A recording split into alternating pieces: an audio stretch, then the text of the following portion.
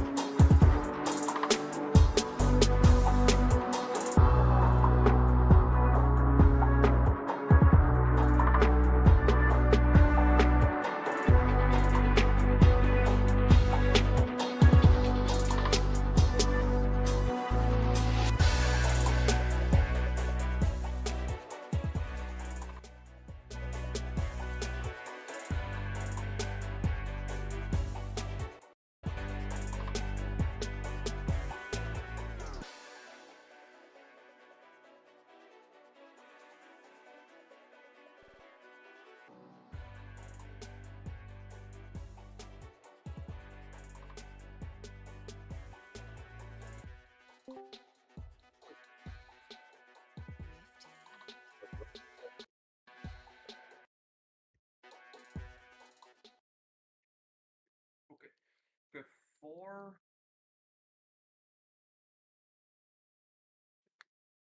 it's like real quick, I hate to do this, but before we get into the glade,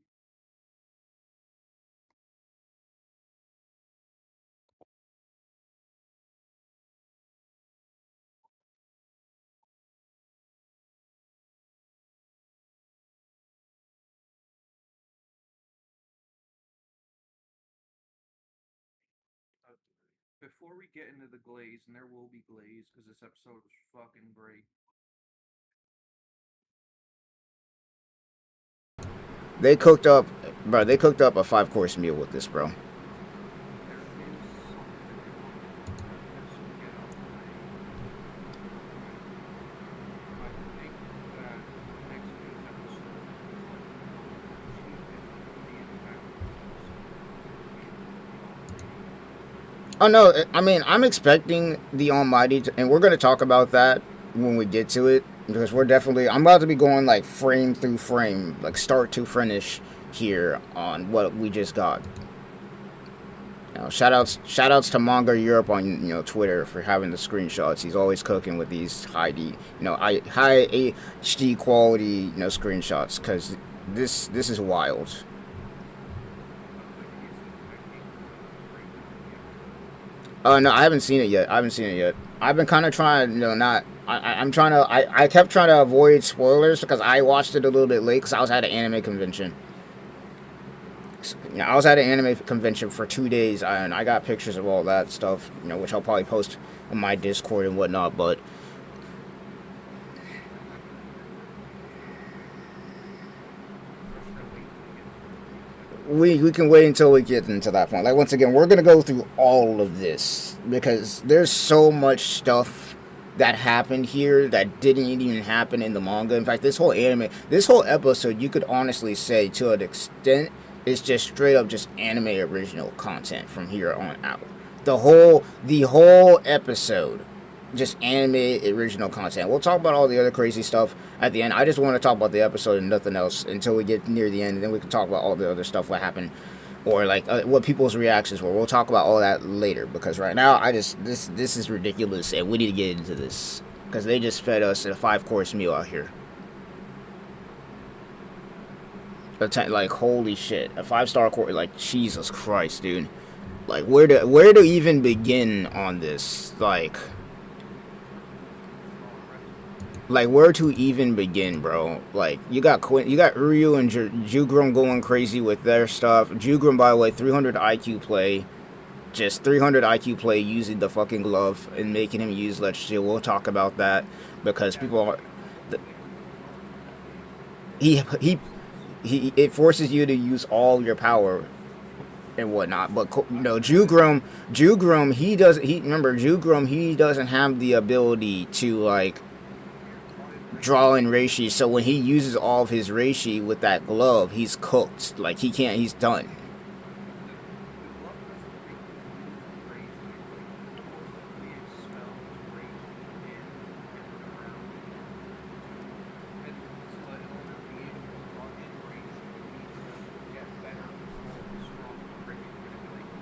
He has none because he doesn't have any reishi manipulation. The only power he's been using up to this point is the power that Yuha gave him from the Soul King, and that's it. He doesn't. He's not using any reishi at all.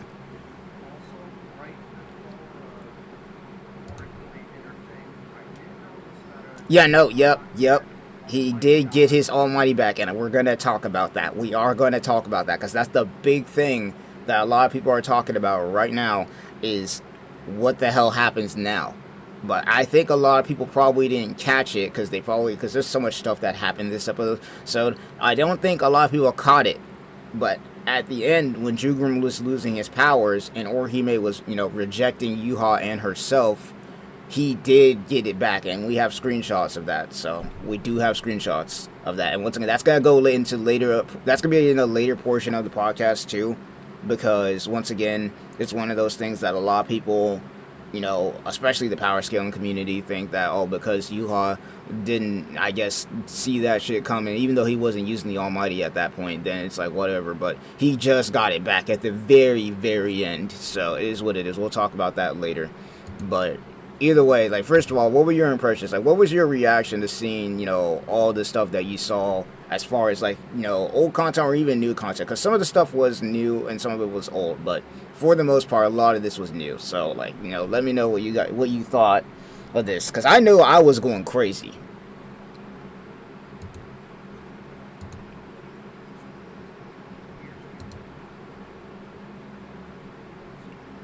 Yeah, that sounds about right, because I'll tell you right now that especially Orihime, when she did what she did, I was like, there's no way. I was like, Kubo, you cannot be messing with me like this right now, bro.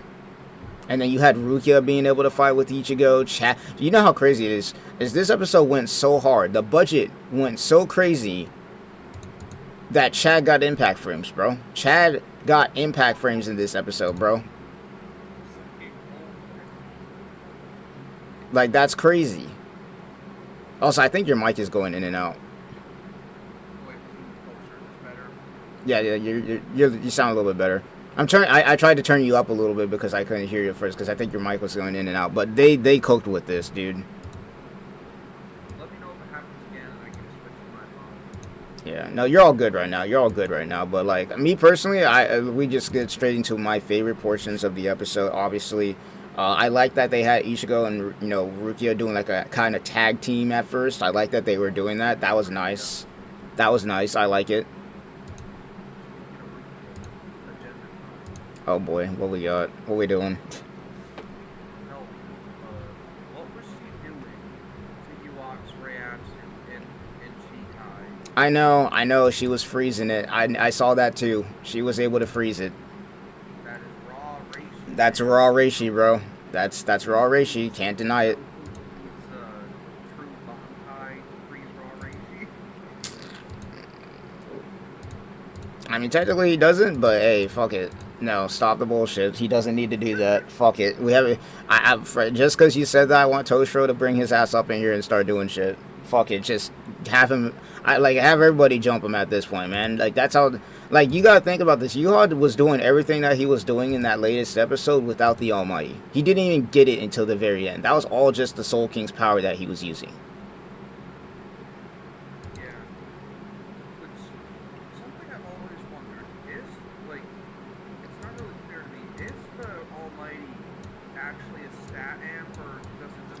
No, it's not a stat amp, it's a hacks amp.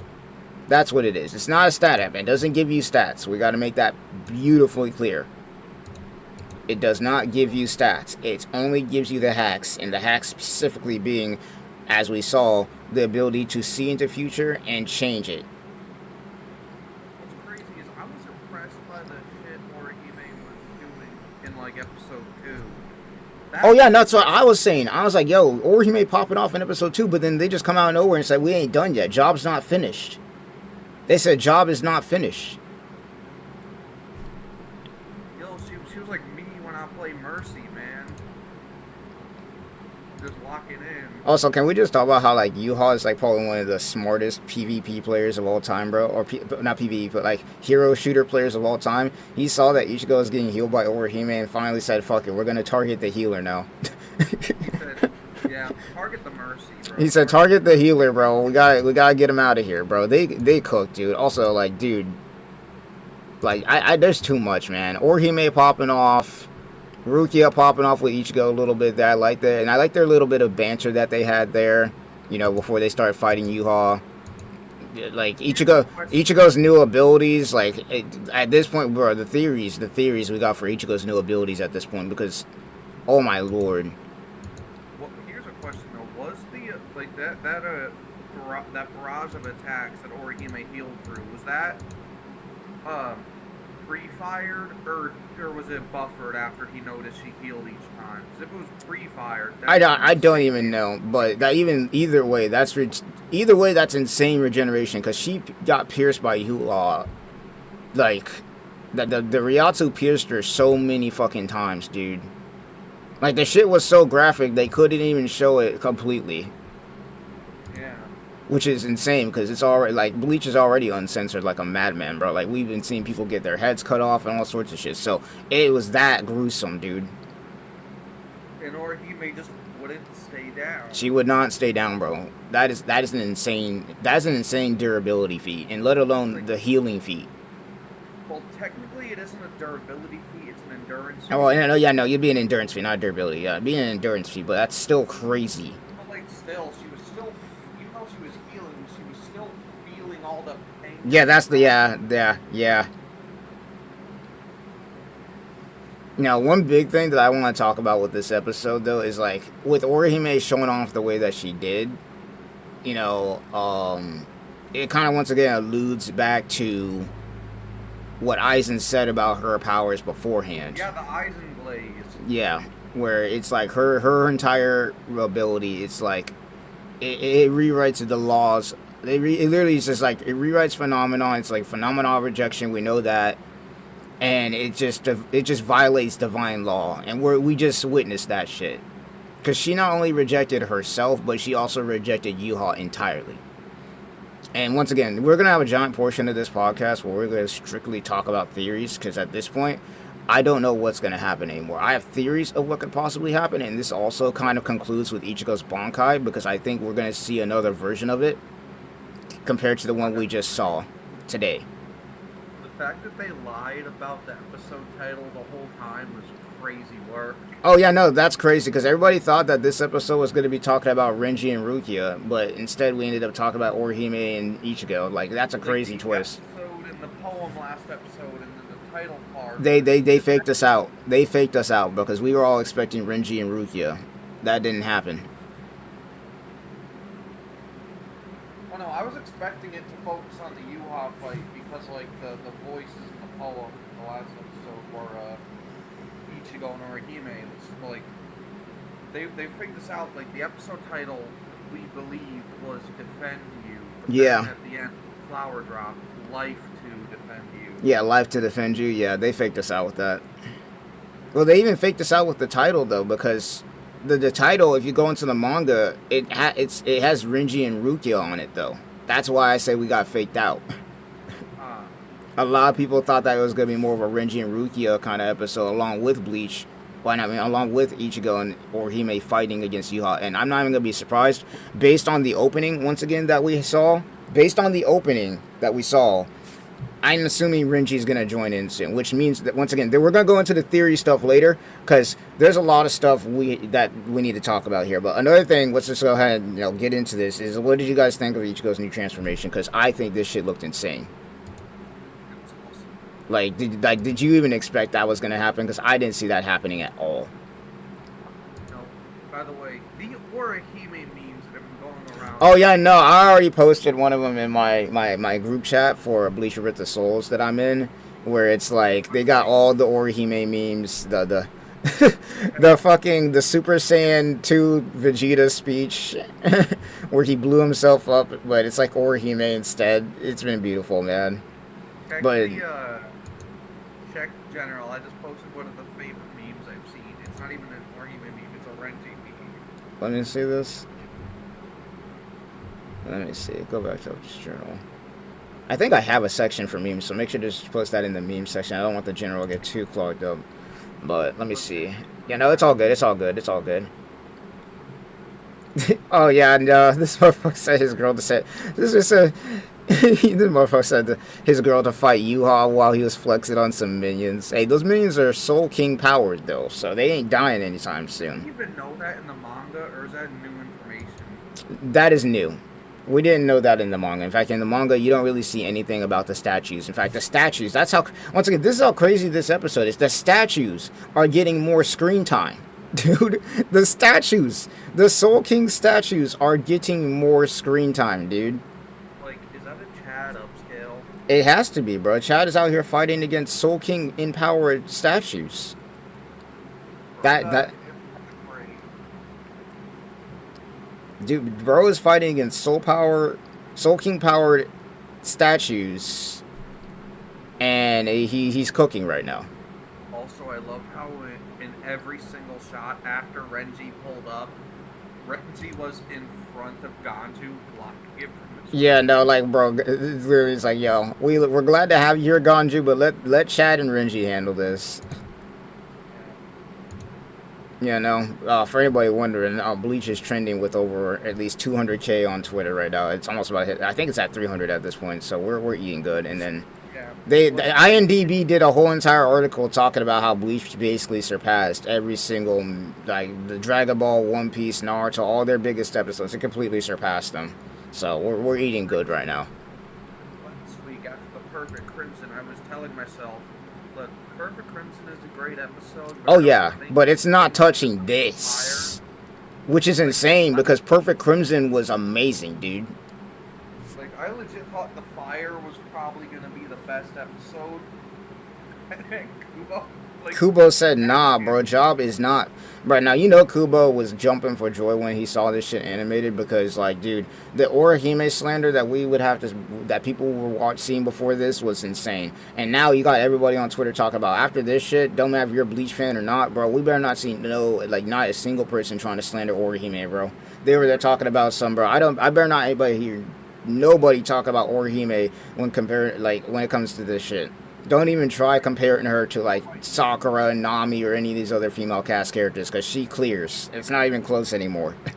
Like, I knew Orihime was gonna, I knew all along Orihime was, like, actually gonna live as, like, manga reader and all. But, like, yeah, but, shit. It's like, still, like, bro, that came out of nowhere, bro. I didn't see that shit coming at all. I think it's because I know that she lives that it was so shocking to me. It was shocking to everybody. Nobody saw that shit coming, dude. And for people who don't read the manga, like once again, we're all going in blind. I don't even know how they're gonna do this at this point. I don't know what they're gonna do. Because you gotta think about this. Even if Yuha rewrites the future and comes back to life because he got the Almighty back, Orihime's not coming back. There is something I want to address about each of those Bankai, though. Yes. Yes. What the fuck is with the blade? See, and that's where the theory comes in. So I sent this post in the group chat that I'm in with Bleach with the Souls, and I'm gonna probably try and screen share it here. But this is like I'm gonna actually. Where is it at? Where's the group chat I'm in? Because I sent this yesterday. Because there's a theory that's going on that what we're seeing right now, the biggest theory, because we don't obviously know, because, well, obviously we don't know what the heck is going on anymore.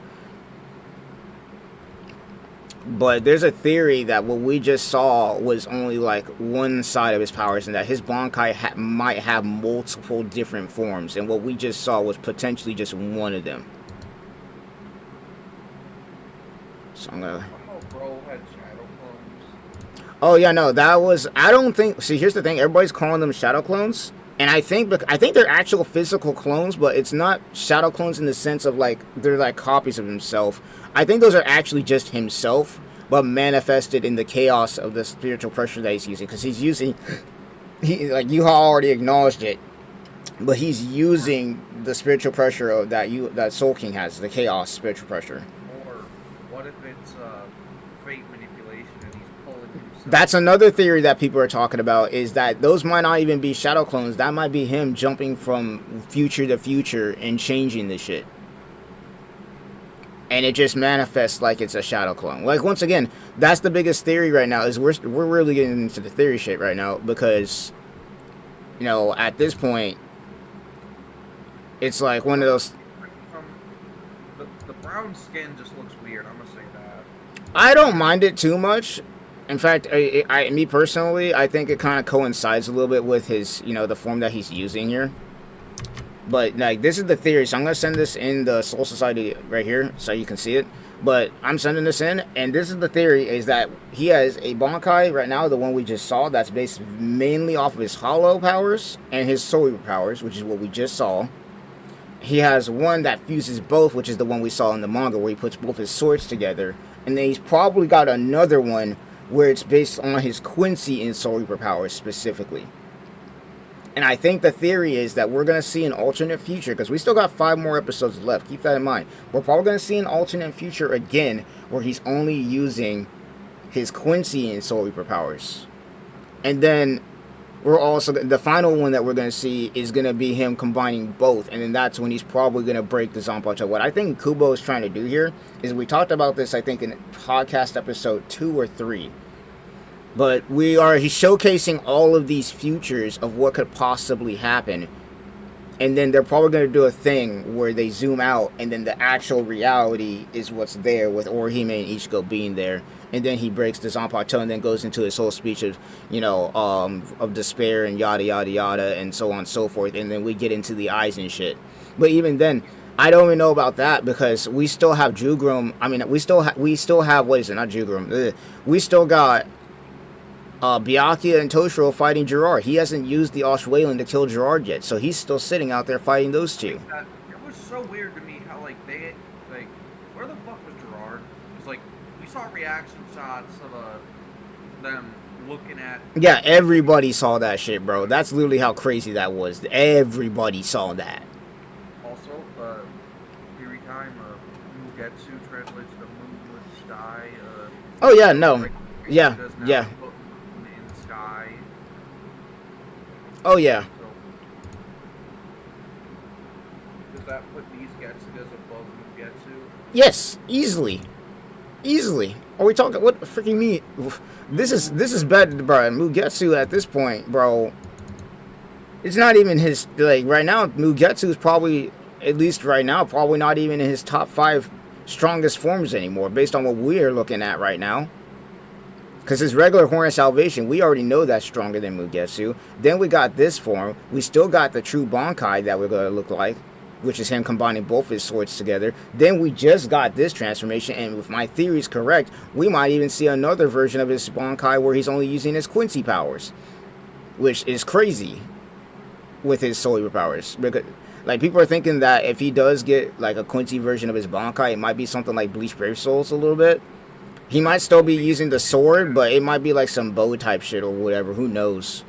Nah, if he uses his Quincy powers, man, he'll just do what Ishida did, tying his sword to his head.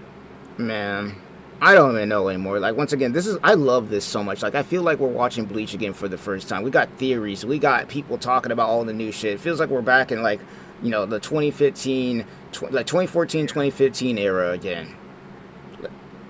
Where nobody knows what's going on, and including us. That's the crazy part, is, like, even us. Like, I mean, we have the manga. I have it sitting next to me right now, and I don't know what's happening anymore. Can he beat Goku, though? No, I don't think we're getting to that point. Let's calm it down a little bit. I love agenda posting as much as the next person, but let's not get out of control with it, man. Let's not get crazy. He solos Boruto, though. Let's be real. Like, at this point, fuck the, like, bro, get, like, Boruto, Naruto, fuck that. Like, get him past Soul Society arc, because what the hell?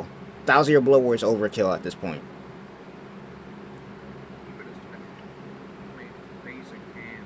Oh yeah, no, that meme. Did you see the meme with Orihime and like fighting Ichigo and Naruto and Sasuke and how she's like blocking all their shits? I was like, bro, after what we just watched, that shit's canon now, bro. Like, what the hell?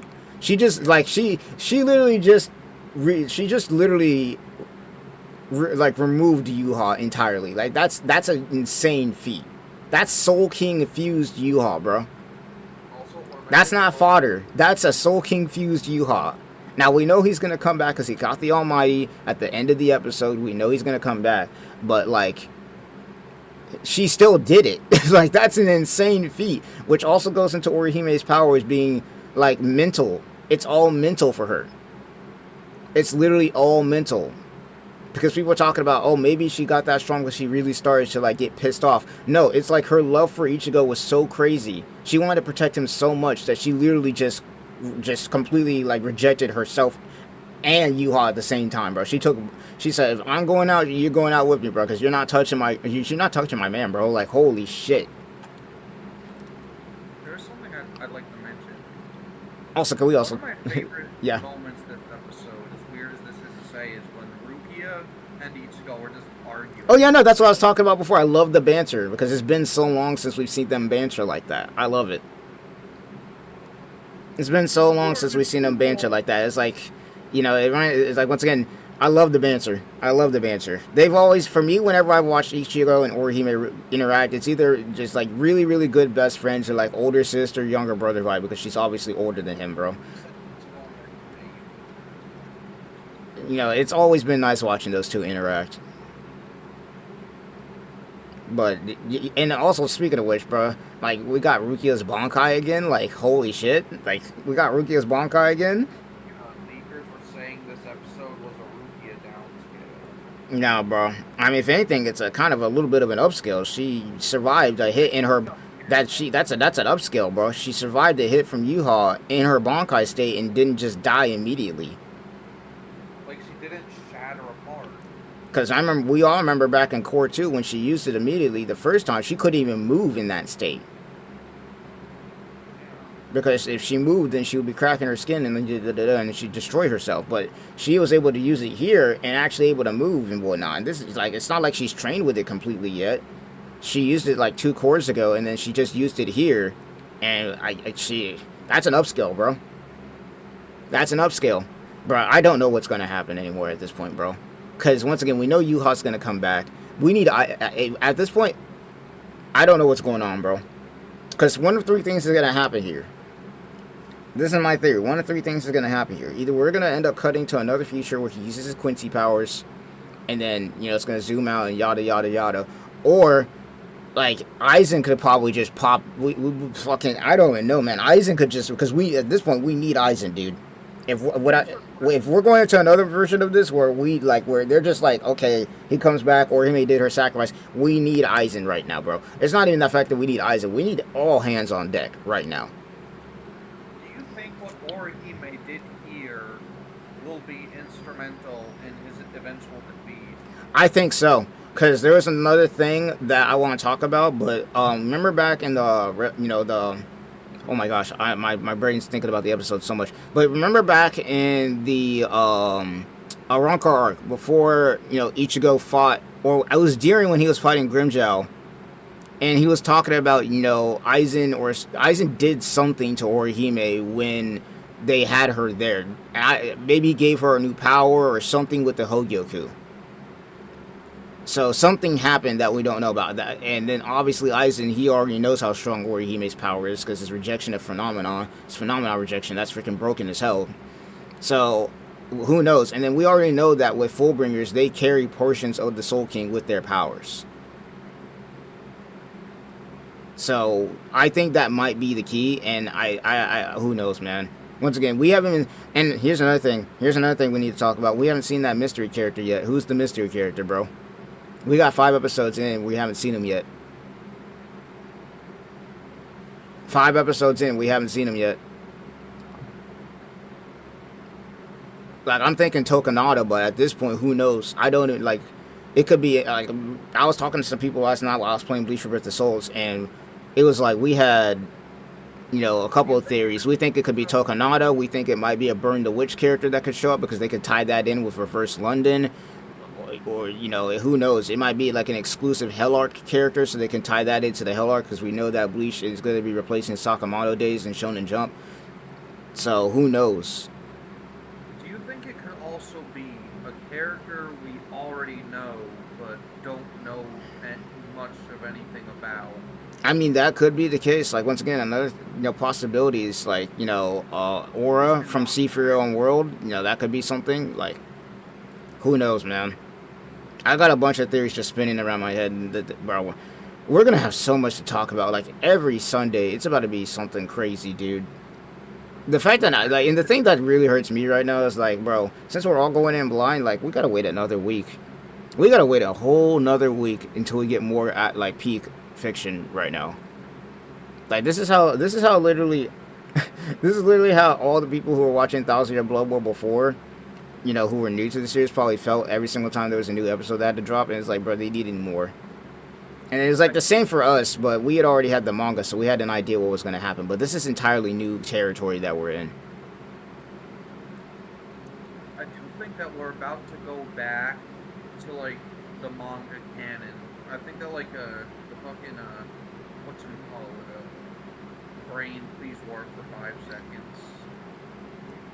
I think that the Hashball versus Uryu fight is now going to go into what the manga version was. You think we might? That's what I'm saying too. It's like, once again, there's no way Yuha's not coming back. We all saw him get his almighty eyes before he died. Not gonna lie, he's coming back. And even, let's talk about this. We gotta talk about this. Yuha upscale too. Just base Yuha and Soul King. Like, he was able to hold off Rukia, fucking, and Ichigo in his new form, and in just regular Horn of Salvation, if you want to call it that. Technically, it's only called Half Hollow form by Kubo. We call it Horn of Salvation because of the chapter name, but it's technically only called Half Hollow form. And then we got the Blood Chain form, which is what his new Bankai is that we got right now. But yeah, no, that once again, one of the theories is like, I think that we're gonna start going back to a little like the original manga content at this point. Where, like, once again, this is all what, you know, he saw in one of the futures. Or we could see more of what his Bankai could do. Like, we could see, like, a Quincy side of it. Because when he's only using his sword, like, it looked like Zangetsu, that's only his Soul Reaper powers. Because you gotta remember, in the manga, you know, Yuha took his Quincy and Hollow powers away from him. So he was only a Soul Reaper when he killed him. Do you think we're gonna see use Yama's Bankai finally? No. And the reason I say no is because what use would it have at this point in the story? I don't know, it'd be really fucking cool to see, though. It would be cool to see, don't get me wrong, and I always want new content, but my thing is I know, once again, we have 5 episodes left. You gotta think about this. We got 5 episodes left, which means if every episode, for instance, is 27 minutes long, we got about, and let's see, if every episode is about 27 minutes long, just give or take, that's about over at least 100, that's like at least a good over 100 minutes left of Bleach Thousand Year Blood War that we have. Scale up or down based on the difference in power? I think it scales down. And the reason I say it scales down is because the person who's using the stolen Bankai doesn't have a true, I guess, bond with it. They don't know how to use it, they just have it. Versus the person who's actually wielding it, it's increased in power because, as we all know, names have power in Bleach. So, but do you think because Yuha is so much above Yama, if his version would be stronger than Yama's? Oh yeah, no. Because of that, it would definitely be stronger because it's Soul King Yuha. Let's be real. Like it's going to be a Tokonada situation a little bit. I think that could be the case. But once again, I don't see that happening. Because if there was any time for him to try and test out Yama's Bankai, I guess, it would probably have been in the last episode that we just watched against Ichigo's new transformation, but he didn't do that. Speaking of which, another thing I want to talk about with Ichigo's new transformation here is I like how they took a lot of aspects from his Basta Lorde form and went crazy with that. Using Yama's Bankai and reviving versions of Ichigo that he killed in different futures, that would be sick. That'd be nuts. That would be nuts. And it wouldn't be like it's something improbable for him to do. It would be nuts. Man, this episode is just actually hype, man. They're cooking with this shit, man. They're cooking with this shit, dude. They're going crazy. And we got 5 episodes left, man. 5 episodes left. And once again, you know how crazy this Bleach episode was? This Bleach episode was so crazy that it broke containment. I got people who have never seen Bleach before who are seeing this shit on Twitter. The shit broke containment. Who doesn't even watch anime asked me who Orihime was. Yeah, no, literally. We got all sorts of people just... It's crazy, man. No, but right now, this is probably one of the best times for Bleach right now. It's breaking containment. We're just eating good.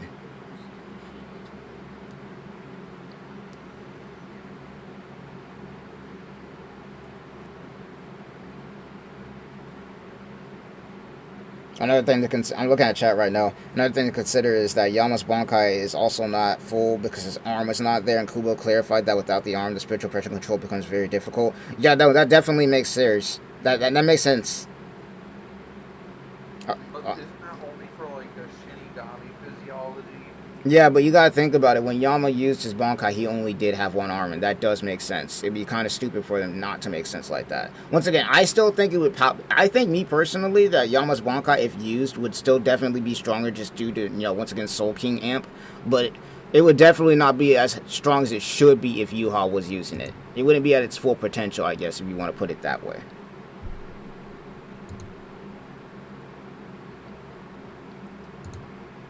This man out here making shadow clones, or whatever you want to call them at this point. That was insane, dude. Yeah. Like, I'm looking at screenshots right now from the actual anime, and it looks... This is insane, dude.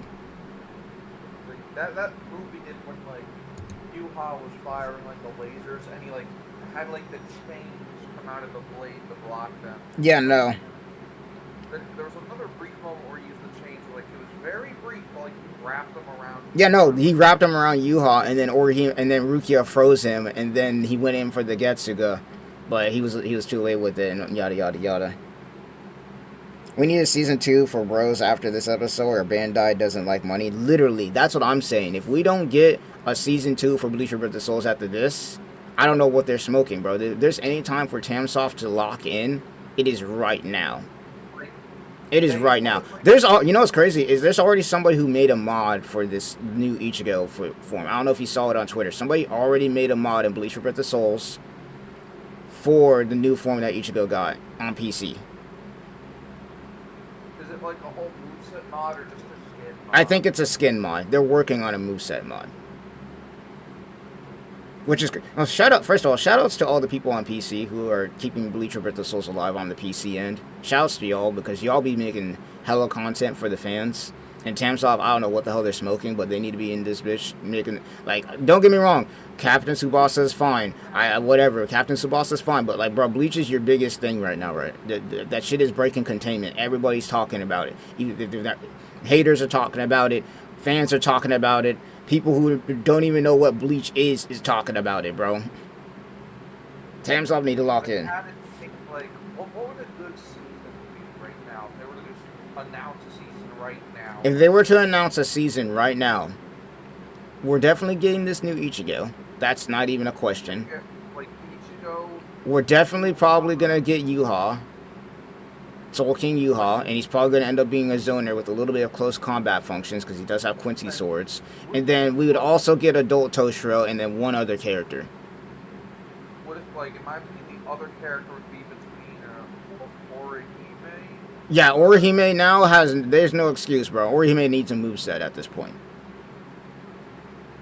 And, like, she could be, like, a one-shot gimmick character. It's not Shadow Clones, though, because Yuha can feel the impact of hitting. That's what I'm saying, is I don't even know if you could even call this Shadow Clones, because if he can feel the impact, that means that that's an actual real version of Ichigo. And that's also going to go into the next thing that I'm talking about, is he's actually done this before.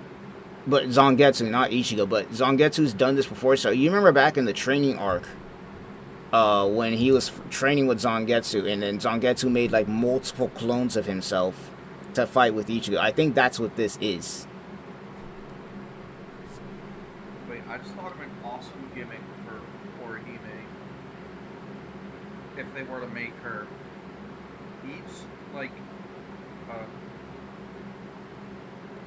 she'd only be able to do just one damage, just one Konpaku, period, just one, per attack, but, each time she did it, her, meter would fully refill, her SP meter. Right. And her SP2 would have her call out the names of one of the guys and have them spin around her. And oh, kind of like with Yuha a little bit, where it's like a power up thing. No, not a power up, but if like once she does a 6 SP2s, her next key cone will kill. Yeah, that's what I'm saying. It's kind of like a timer, kind of. Yeah. And she could be like a ranged character too. Like one of her moves is like a counter. I'm always the fact that we're already thinking about movesets, bro. We're cooking right now. Tamsoft need to lock in. Yeah. It's weird that Bankais can be used after the owner dies when Bankais are the person's soul. Well, only in this scenario are they able to do that because whatever technology they developed was able to, I guess, steal the Bankai entirely, so it's not connected to them anymore. I don't know how they do it because they never really explained that portion of it, but... Speaking of that, can we address how fucking Kang-Do is the dumbest motherfucker ever? I don't believe in, what is it? Pantheism? Yeah, but I don't think that, I mean, shit, I don't think as far as Soul Reapers go, I don't know how new that dude is to the Wonder. Like, he might not have known about Zanpakutos actually being real living things. He just knows that they have giant Bankais and they need to steal that shit, so who cares? He got cooked by Toshiro anyways, and then, Jugrim finished the job, I guess, but he got cooked, so I'll take it.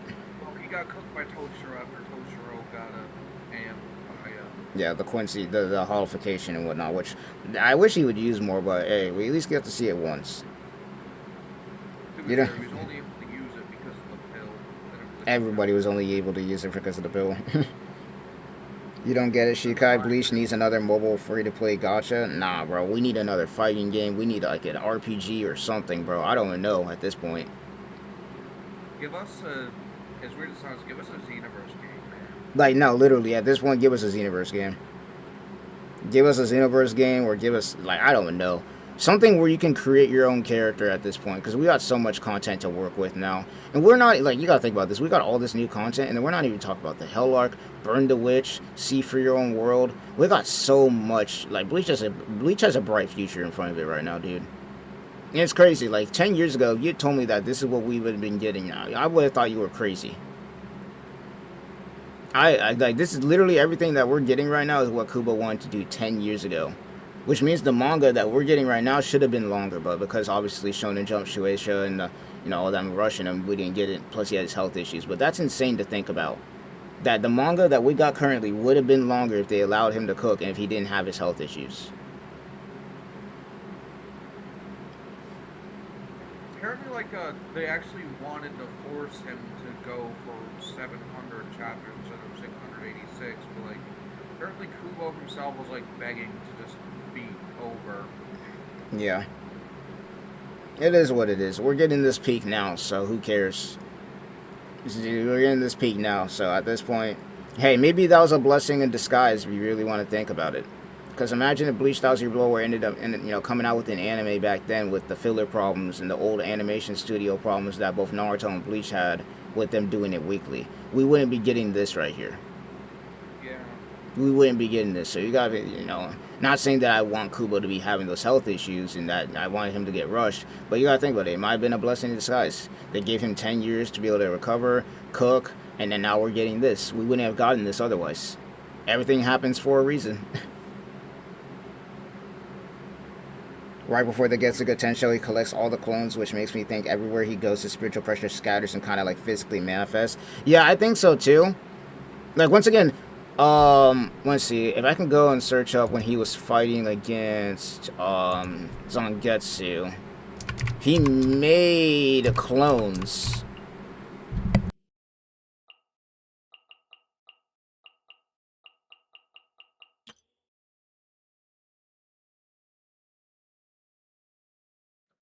Also, I noticed that the fur of his Vastolorde form is where the chains are.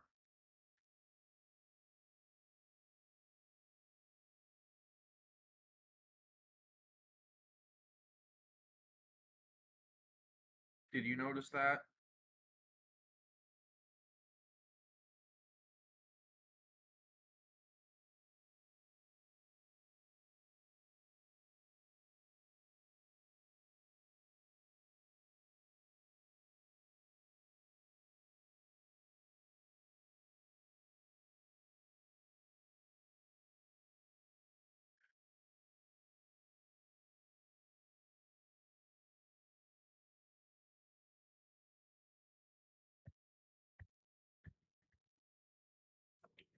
We're gonna learn that cousin Shu taught Yuha how to use the Almighty.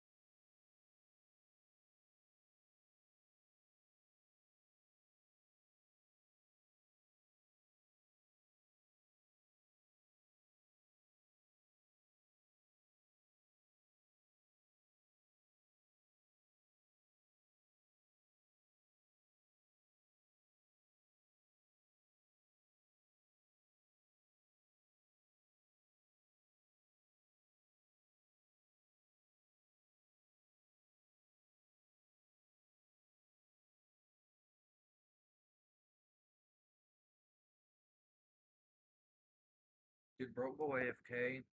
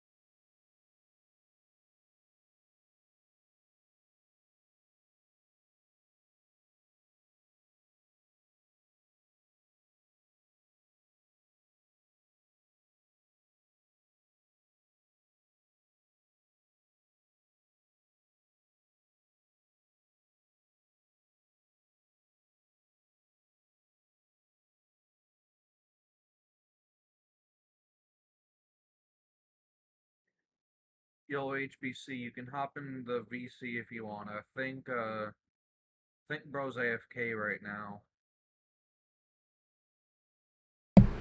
Bro, my mic was off the whole time. Holy shit.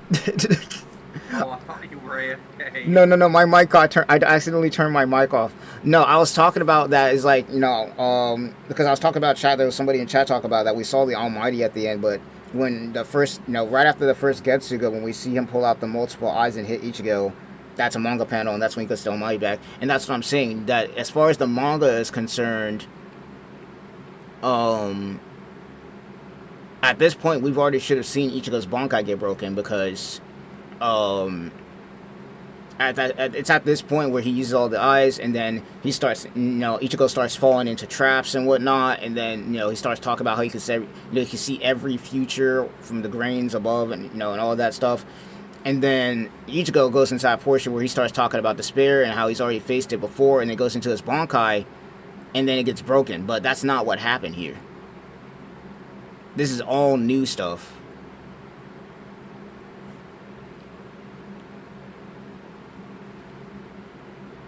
And as far as Tsukishima is concerned, we're probably not even going to see that until episode 8. Because episode 9 in them is probably going to be near the end where they fight, and then they start talking about... I don't even know. Like, that's the thing. Is like, I don't know how they're going to end this. Because, once again, like...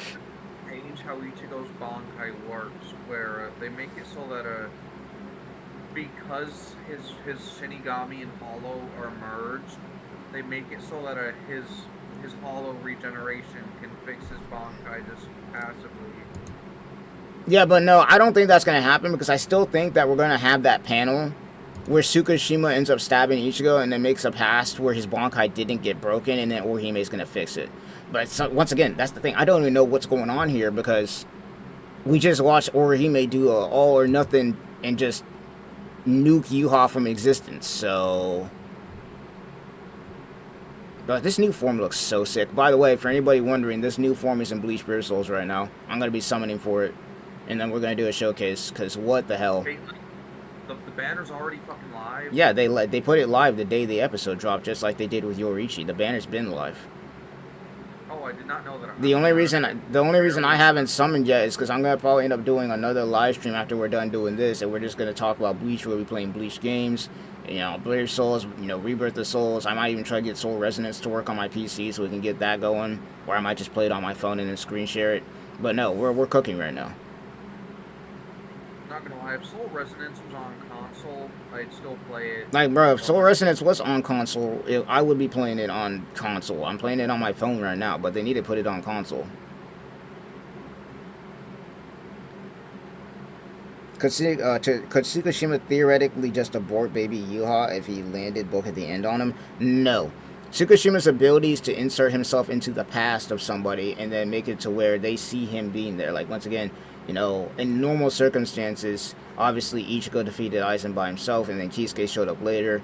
Or, like, Chad and Orihime had their moments where their powers awakened and they did their stuff by themselves. But what Tsukishima does is he inserts himself into the past of that person to where their memories changed to where he was there. Like, he was, uncle. That's why there's that Uncle Tsukishima meme where it's like, oh yeah, that's my cool uncle and everything like that. He helped me there and there. This, that, and there. I still find that one scene where it showed him fighting with freaking Ichigo hilarious as fuck.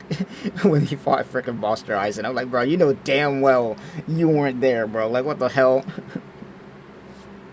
Just say it though, Yuha is lucky that Don Kanonji ain't here, bro. Don Kanonji ain't doing it, bro. No, he ain't doing shit. Don Kanonji, freaking upscale. Oh my gosh. He can bring Orihime back to life with Book at the End, right? No. That's not how that works. You gotta think about this. He only inserts himself into the past. He doesn't change the past entirely.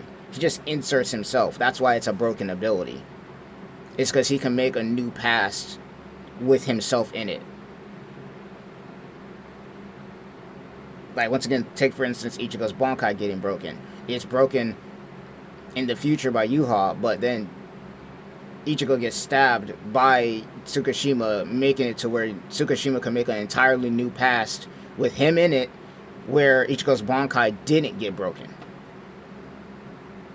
That's why the ability is so crazy in the first place, and it's also kind of a counter to the Almighty. It's not even kind of a counter, it is a counter. It's because it doesn't affect the future, it affects the past. And then with Orihime's rejection of Phenomena, obviously she could basically just say, no, your Bankai isn't broken and restore it, because there's a whole new past where it wasn't messed with. It's like, make a past where Yuha gets like a massive heart attack and dies. Fuck, Yuha would probably say fuck all that, and I mean, that doesn't even matter, because once again, he is the Almighty right now. He just come back.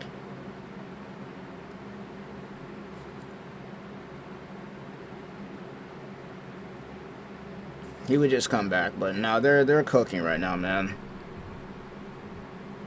They're cooking right now. This new form looks insane, dude. This new form looks freaking insane. And once again, I still think that there's a chance that we might get to see a Quincy version of what we're looking at right now. But imagine Quincy go from Brave Souls. I mean, this new transformation we got is pretty close to the 7th anniversary that we got. It's just that Ichigo's not using a bow.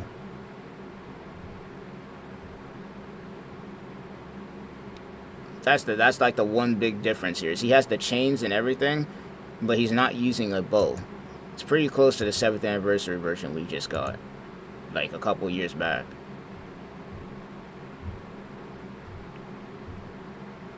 Now, after this though, like, bro, after this, I don't want to hear no Orihime slander or nothing, bro.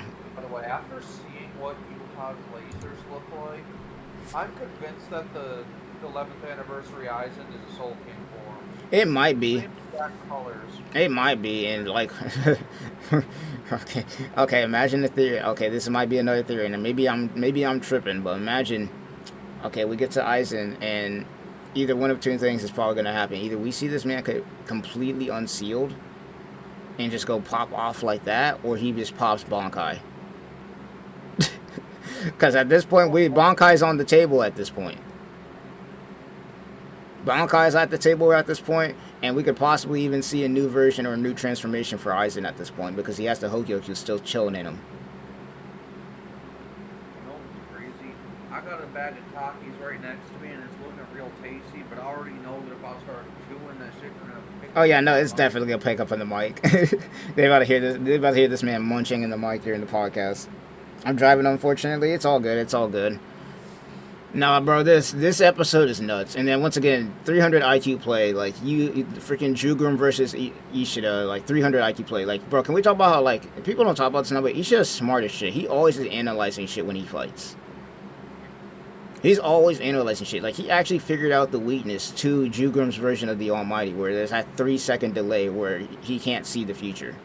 Because for anybody wondering, you know, what Jugrum's version of the Almighty does, he can see the future, but it is delayed. But he can't change it like Yuha can.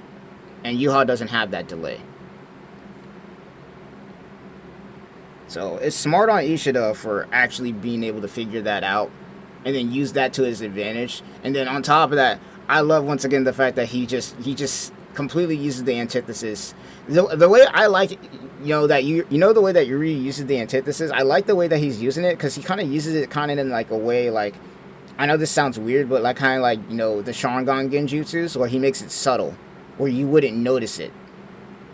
Like, for instance, like, you know, the Sasuke versus Danzo fight, where Danzo is constantly checking his arms to make sure he had a Sharingan for Izanagi so he can come back. You know, it's kind of like that, but in this scenario, he's like doing subtle things to get people off guard. Like, once again, when he threw when they threw the medallion out, and then he swapped places with Yuha, it's like at that point, for most people who watched that, they didn't know what the hell was going on. And then even like Senjumaru, that's another one. She caught him in the Bankai, and then boom, immediately switched. And in this case, he put the glove on himself, distracted Jugrum enough with the arrow to where he would not be paying attention, and then swapped the glove in that time span with Jugrum's hand, and then activated the Ledge Steel, and then made him lose the Almighty and all of his Reishi power and all that shit.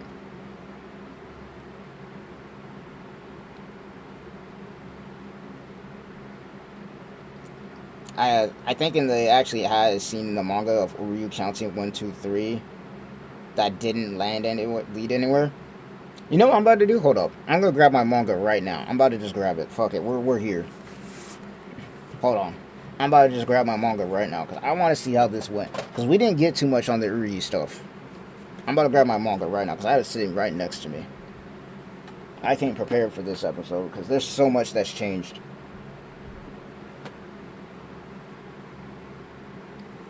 There's so much that's changed, it's not even funny. Also, if you guys haven't done so already, make sure to leave a like and subscribe to the channel already. We doing these every Sunday, by the way. Every Sunday, we're doing these. And technically, I should have done a live stream yesterday, just, you know, chatting with you guys, because that's what I would have done, but I was at a convention, so, you know, and the convention was good for anybody wondering. There's a couple of cosplays there that I took pictures with and whatnot. No, I obviously went dressed as Toshiro because you knew how to represent and whatnot.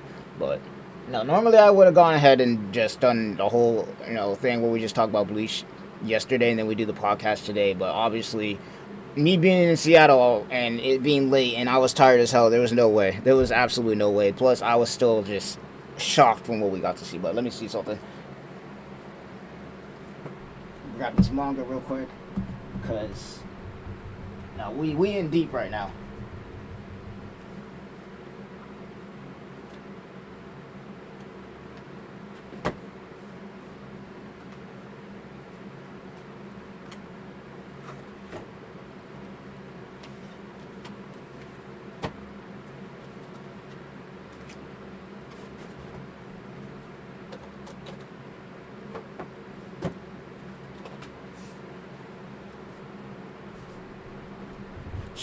And all I gotta say right now is you guys haven't bought these manga boxes, man. This is like free promotion, bro. If you haven't bought these Bleach manga boxes, you guys need to get them because they're actually pretty convenient. Plus, they come with the artworks and whatnot. So, I got the manga sitting next to me right now. Let's see. So, I think it would be chapter 72. Let me see. I'm looking at it right now. Chapter 72. I'm looking at this. Hold on.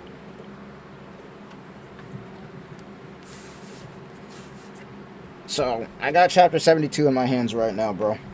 So, when he's fighting against Hushwaltz, let me see. Because we got, obviously, the Yorishi. Bro, this is insane. I'm so glad I got this manga in my hands right now. This is wild. Okay, now chapter 72. Okay, so they start off with the episode. Okay, so in the manga, I start out the whole thing with, once again, Uryu saying that, he's surprised that he, didn't see him full of hope and that power is fall from Almighty, and then he fights against him.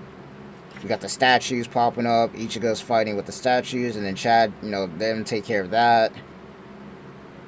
Okay, this is the Askin episode. Okay, so yeah, we're way ahead of this. That means...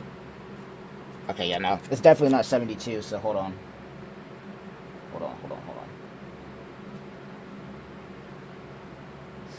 73, 74. So it's between chapter 73 and 74 right now. Or manga 73, not chapter, but... Manga's... Okay, let's see. 73. Kenpachi's fight. Okay, this is where we're at right now. Okay. So, in the manga, actually, hilariously enough, so Kenpachi, Byakuya, and then force Gerard to go into the form that he's in now in the anime. And then we get the vision that Yuha saw of Ichigo killing him in Shikai. And then right after we get that vision on the next page, then it's morning. So, by the time that we get to this portion, it should be already daylight out. But it's not daylight out.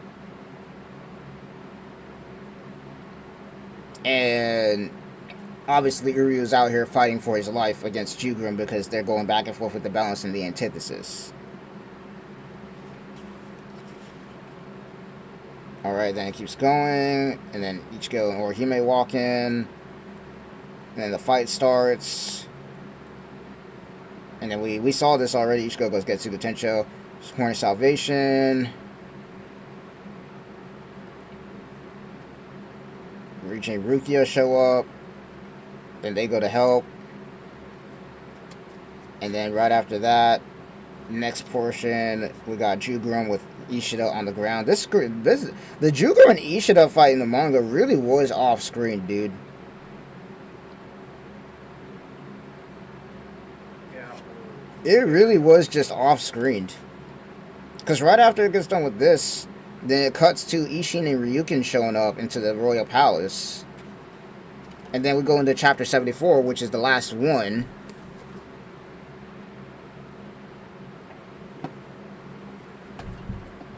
So this is the last one right here.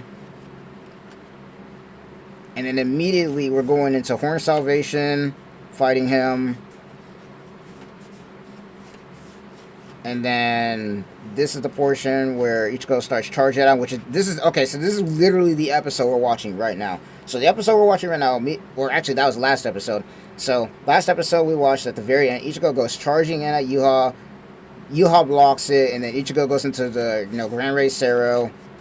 And then we got Horn Salvation 2, which is chapter 677. And then they're fighting some more. And see, this is where we're at right now. So, in the manga right now, this happened. So, Yuha, he crushes the Grand Race Sero, gets to the Tensho. Ichigo rushes in at him. And then we saw this in the anime where Yuha, Vayburden literally says, I know what you're thinking, Ichigo. He underestimates me, that's why he won't use his ability. He doesn't know my power when I'm fused with a hollow. It's now or never. The only chance to defeat him is right now while he underestimates me. We saw this in the anime. Then Yuha uses all of his eyes. That we just saw that too. Says that Muna has just passed. It's a magnificent power, Ichigo, so magnificent that I gotta stay on guard. And I think it's at this point that he's using the Almighty. And then Ichigo starts dual wielding at this point, which we also haven't seen yet. He starts dual wielding. And then Yuha starts dual wielding. Then he starts laying traps on the ground, making Ichigo run into him, which we haven't seen yet. Also, we haven't seen a Bankai yet at this point, compared to the anime. There's another trap. And then after that, Ichigo's trying to find a weakness around the Almighty. Yuha starts talking about how Ichigo's looking for the hole in the whole entire thing. And then immediately... Okay, this is... Yeah. So... Yeah, and then after that, then Yuha starts going in, talking about the future and how the future is like grains of sand scattered before me, and each one of those is seemingly isolated. Grains of sand is the future. To put it in another way, they could also be possibilities. And how Ichigo can jump from one possibility to another, but Yuha can see all of them. But then at this point, which we haven't seen yet either, Ichigo starts talking about what about despair, and then he's already overcome it over and over again, and goes into Bankai, and then that's when his Bankai gets broken. But we're nowhere near that yet. In fact, we actually got his Bankai, but it gets broken in the manga, but we got a different version of it. So, chapter 678 is normally where we would be at right now. But we're nowhere near that yet. So, I don't know. We are right in between. We're literally at chapter 678 right now, and I don't know what they're gonna do at this point. I don't know what they're gonna do at this point, bro. Y'all gonna have to let me know. Like, what are y'all theories in chat for what's coming up next? Because I don't know. They better use a great version of Treachery when Aizen reappears, since it's overused in Remix now. Nah, literally. You know, it'd be insane. Don't even remix it or anything. Don't even make a new version, though. It'd be cool to get another new version of Treachery. Use the OG version. Bring us back to the OG Treachery. That would be kind of crazy. I'm not gonna lie. That would go hard. That would go hard. I'm not even gonna lie to you. That would go pretty dang hard. But yeah, no, chat, at this point, you guys are gonna have to come up with some theories just like me or something, because, yeah, at this point, I don't know what's going on. All I know right now is we are on chapter 678, and that technically hasn't even happened yet. We're not even there yet. So we're in between chapter 678 and 677. That's what we got going on right now. And that's, once again, that's the last portion that we got. And we got 5 episodes left. That's literally the last manga that we got. So I don't know. All I do know is they're cooking with this. They're cooking with this right now. And then, Orihime uses her power. What in the world? Man, this is insane.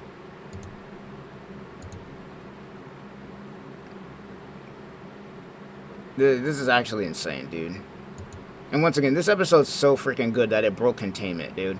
It broke the normal Bleach containment, like, for people who are watching or know about the episode. Like, literally everybody knows about this shit right now. You got Rukia trending right now as we speak. Also, this shot right here is such a good background. Like, can we talk about that real quick? How many good shots we got in here? Like, bro, that's another thing. Before, I don't know why we didn't do this in the beginning, but bro, shoutouts to everybody on the staff of this episode. Shoutouts to literally all y'all. I don't know if they ever see this podcast. They might not. We're not there. We're not in the big leagues yet, but if they do somehow find this. Like, shoutouts to everybody who worked on this. Thanking people for the reception today. Like, straight up, like, y'all made a masterpiece today. Or technically it'd be yesterday, but y'all made a damn masterpiece, dude. Shout out to literally all of the staff of Thousand Year Blood War, just in general, for this amazing shit. Like, just this core has been insane, and we're not even done yet. The job is not finished. The job is not finished. Like, bro, I'm being dead serious when I say this. Whoever y'all had on this, pay them, bro. Pay them. I don't know how much money this episode costed or whatever, but at this point, if we're gonna end this with a bang, bro, whoever y'all had on this episode right now, pay them, bro. Pay them. Like, we need these people for the next 5 episodes we got, and nothing, bro, like, straight up. Like, what if we're gonna go out, we need to go out with a bang, bro. And technically, we're not even gonna be going out because we still got Hell Arc, and we got like See For Your Own World. Shit, at this point, potential OG Bleach remake. That could be something they could do in case the Hell Arc isn't done yet. As far as animating it, just redo the whole entire not the whole 1,000 Year Blood, but like you could do a whole redo of the original OG anime the way that Kubo would have envisioned it compared to the original that we did get. While we wait for that, and I'd be perfectly fine with it. Straight up. Straight up, they're cooking right now. They are freaking cooking right now, man. But, jeez. I'm going to summon for this Ichigo literally as soon as we're done with this podcast. And then if I do get him, because I don't have all my orbs completely saved up, but if I do get him within my first 2 summons, then your boy is making a showcase immediately. Because this Ichigo looks insane. And the crazy thing is Kubo teased this form at one point. I forgot when, but he did tease this form that he could go into this full kind of like Vasta Lorde form. He teased this before this whole entire core came out. He teased it during a club outside. Yeah, it was like I'm gonna say it was like a club outside Q&A. He teased this form. Wild, man. Absolutely wild. And then once again, shoutouts to Orihime, bro. MVP in the entire episode. MVP, bro. And I once again, I don't even know. I don't think she's gone forever. Like, I'm gonna be honest with y'all. I don't know how. She's definitely not. I don't think she's gone forever because obviously Ichigo and Orihime have a kid. So she's coming back somehow, but I don't know. They're gonna have to explain that. And once again, that's why I say one of the possibilities that we're gonna be getting here is that this future that we're looking at right here might be just one of the few futures that Yuha sees in the real time. Nothing's probably happened here, and then we're gonna go straight back into manga canon. But that's just a possibility. For all we know, Kubo might be just changing everything.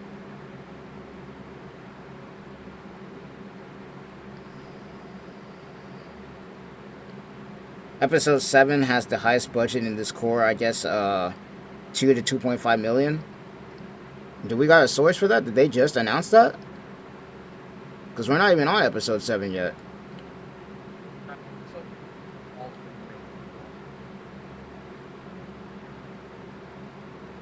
Because unless we got an official source for that, like, you know, I'm hyped too, but unless we got an official source for that, then I don't know, though. Source, it's just a trust me, bro statement that's been Yeah. on Twitter and Reddit. Yeah, unless we got a source for that, then I don't know about that, Chief. Because I'm not even gonna lie, this episode alone is probably one of the most highest. I don't know what the budget was for this episode, but this is probably one of the most insane episodes as far as budget goes. Like, did you see the animator list for this shit?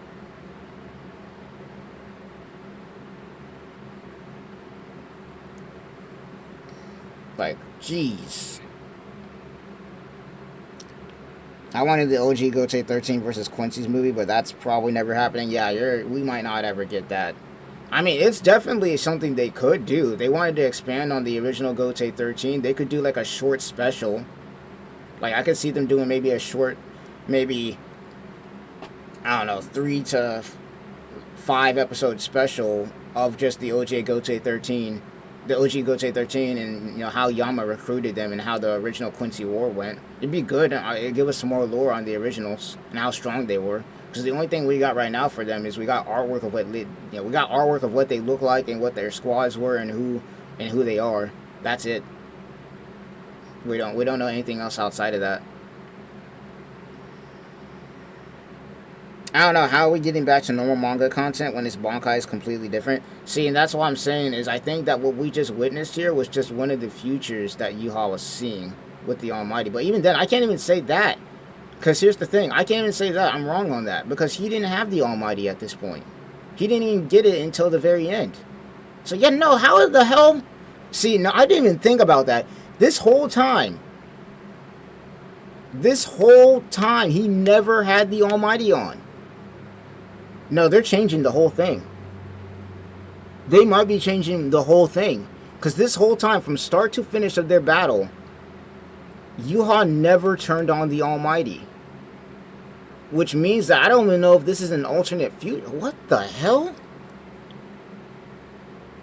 Bro, my brain right now, dude. This could be the quote-unquote main future. This might be the new main future. What in the hell? And the future from the manga might be an alternate future.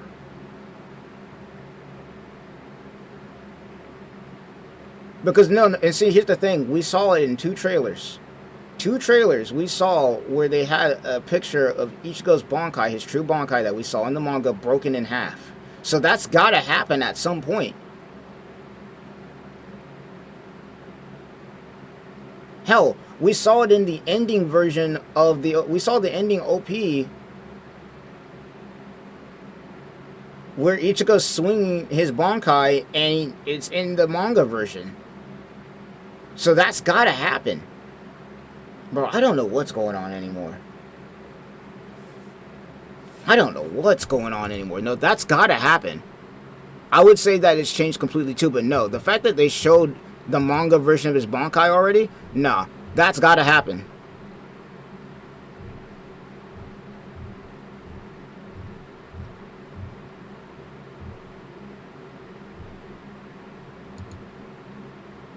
I love this little sequence between Rukia and Ichigo. That was cool. It's been so long since we've seen them banter like that. It's been so long since we've seen them banter like that, man.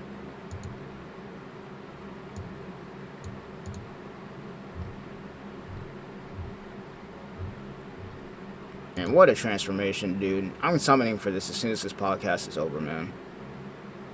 We're gonna have so much to talk about. I might even make a whole entire YouTube video just going over my thoughts. I'm probably gonna make a whole YouTube video just going over my thoughts of the episode outside of this podcast and what I was thinking while I was watching it. And just, it's gonna be probably like a 10 minutes or 20 minute spiel of me just glazing this damn episode, which it well deserved, man. Well fucking deserved. Yeah, this episode was... Like, if there's any episode I would give a 10 out of 10, because I know that, you know, it's a joke that, you know, Thousand Blood War's been going crazy, this is the one. And the crazy thing is they probably are going to end up topping this. Like, we probably haven't even seen shit yet. Yeah.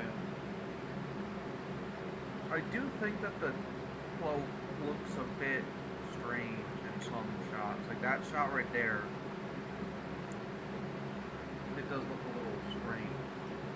It does look a little strange, I will say that, but if there's one criticism I do have about this episode a little bit is the red. I'm surprised that we still got the red composition a little bit, because the roof got blown off this place, so I'm surprised that we don't just got black and white like outside. But maybe that might just be Yuha. Because right now, if anybody's wondering, the roof of the roof of the castle is completely blown off. That shit's gone. There's like a hole in the back of it because of, you know, Ichigo's first swing that he did against Yuha. The roof is blown off due to just Ichigo flexing his spiritual pressure. So I'm surprised that we still got this red color filter a little bit. I mean, it works a little. It works for what we got, but I'm really surprised that we still got this because I didn't even think about it. But technically, I'm surprised that we still got this because I understand why it was like that in the throne room because maybe the throne room's just that color. But I'm surprised it's like that now because the whole entire roof is blown off of this shit.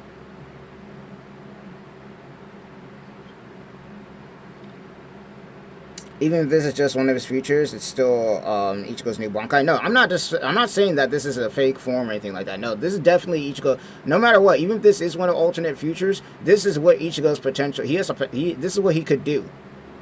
This is literally what he can do. We've seen what he can do in this form now. No, this is definitely like whether this is one of the new futures or not. He can do this. And it was already hinted towards the fact that he could do this anyway, so there's no changing that. No one was happy with his true Bankai in the manga, considering Kubo didn't like it either. He might just change the whole thing and not go back to the manga. I mean, that's a possibility. Like, once again, we're all going in blind from here on out. I think the next episode that we get after this, for episode 6, will tell me, I think, where we're going here, to an extent. Because obviously I don't know what's going on anymore, because they're changing stuff. But once we get episode 6 and we figure out what's going on with Orihime, Yuha, Ichigo, Rukia, and everything, if we figure out what happens there, that will tell me where we're going to be at. And how this is going to go. If they don't immediately start going back to what the manga is going, and there's just like these next 5 episodes is just all new shit, then I'm just going to throw the manga out the window as far as what we know. And what we could possibly go to. Because you are not wrong. As far as his true Bankai is concerned, yeah, it was lit to see it, but we didn't really get to see what it could do. Versus now, we got a Bankai where we actually get to see what it could do, and this form is literally like drawn by Kubo himself. Like this is a no anime original form, just like Jukrum's Soul King's form that he got right now. The Renji memes are just damn as funny. Renji go fight God, why handle the cards? Yeah. Once again, I think my favorite meme that I saved it too. Is like, once again, we got the Orihime with the I don't know who made it, but we got the Orihime with the Vegeta sacrifice when he did the giant explosion against Boo.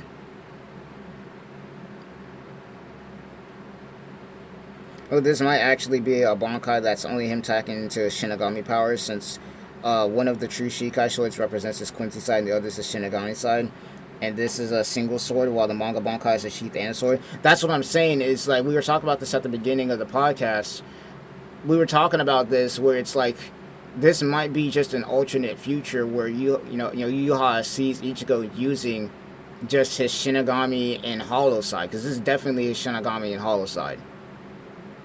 And then we're going to probably get another alternate future where he uses his Quincy and Shinigami side. And then we have him go back to his normal self, where what we have in the manga is him using both powers at once, where he combines both his swords, and he has his combined Quincy, Hollow, Soul powers all combined into one. Because I think I sent it, well, I don't know if I showed you guys the image on chat, but this is kind of the theory. I'm going to just switch screens real quick so you guys can see what I'm talking about. Let me switch screens here so you guys can see what I'm talking about here. So this is what I'm talking about. This is the theory. Well, this is one of the theories, actually. My bad. That was the shadow clone nonsense, which I don't even think that was shadow clones. I think that's just something that manifests itself. But this is kind of what people are going with right now. This is what people are kind of going with right now. We got his Soiper and Quincy powers, right? And then obviously when he gets holification, he combines the holification with this. But this is like a false version of it. Then we got his Soiper and Fullbring powers. This isn't his holified powers. And this is also his false, form. But then the most important stuff that we're talking about here is what we just got. This is definitely and clearly his Soiper and Hollow powers. Then we got what we have in the manga, which is Soiper, Quincy, and Hollow, because it's all three. And then we have just him using his Soul Reaper powers, because if you remember in the manga, right after, Yuha ends up, ragdolling Ichigo, he takes away his Quincy and his Hollow powers. So all that's left is his Soul Reaper powers, which honestly at this point is kind of an Ichigo upscale, because he only killed Yuha. He killed him twice, by the way. Only using his Soul Reaper powers. Not even his Hollow and Quincy powers, because those got stolen from him in the manga. He eventually gets them back after that. He gets them back afterwards, as we all know in the Hell arc, and he can actually switch between the big blade or him dual wielding now. But this is kind of the theory. And once again, the big thing is that people are talking about now is that we might get another episode where he starts using Quincy powers and his Soul powers. So, and then we'll go back to the manga where he starts using this, which is what we already saw before. So yeah, we might see 3 versions of his Bankai. One timeline where he uses his Hollow powers, which we just saw. Another timeline where he sees his Quincy powers, and then we go back to the original timeline, which is going to be what we actually see. This is going to be like, no matter what, this is happening, and it's going to be solely for Quincy and Hollow. And then his Bankai gets broken, and then we go from there. But once again, that's if they decide to do that. The next episode is going to tell me a lot. It's going to tell everybody a lot. Manga readers and non-manga readers alike. We're all going in blind from here on out. And I'm not even going to lie, if they don't go back to this, which I really doubt they won't, but let's say in a scenario they don't go back to this, then fuck it. Once again, Aizen's Bankai is on the table right now. The chance of us seeing that, it's on the table now. Hell, I bet that there's even a chance that if we do go back to the original timeline where this happened, I still think there might be a chance to see Aizen's Bankai. Like, that's the kind of crap we're talking about right now. Because we are literally dead in the manga. When this happens, we're not even here yet. We're still way in between all of that. We're not even here. We're not even here yet. But in the manga, normally if we were just going page per page, this is where we would be at right now. We would have already actually been past this. So who knows at this point? Who knows, man? Also, by this point in the manga, Hashwell's already dead. Yeah, no, at this point in the manga too, yeah, Hashwell's already dead, because guess what? At this point, Yuha uses the Oshwaylan, and then he kills Gerard, and he kills, Jugrum. He hasn't even used the Oshwaylan yet. There's so much stuff that he hasn't done that's been done in the manga, which is why I'm saying that we're getting a lot of new shit, bro.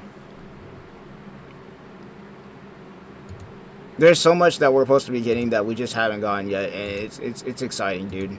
Like, I haven't felt like this in a long time when it comes to Bleach. Obviously, I've been hyped for the last 3 courses, and it's been amazing what the staff has been doing, but this is on a whole new scale. This is on a whole new scale, bro.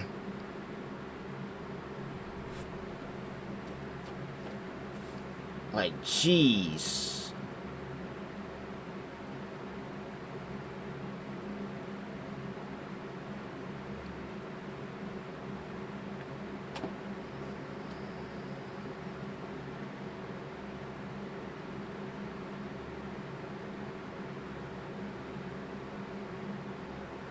Because what we're seeing right now, once again, might be all from Yuha's perspective of a different future. Because he can see all of them.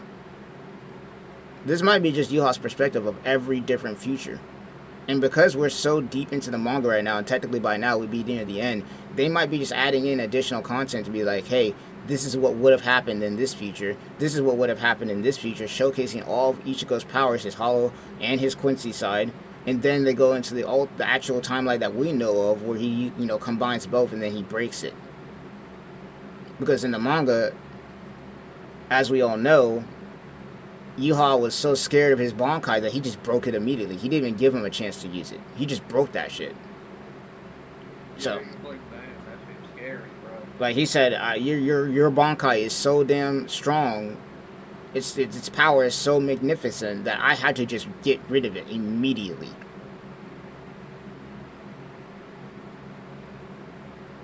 And we're kind of seeing why that shit's a problem right now. Ichigo's got whole new abilities now. He's able to conjure up, clones of himself, physical clones, not like after images, and go crazy with it.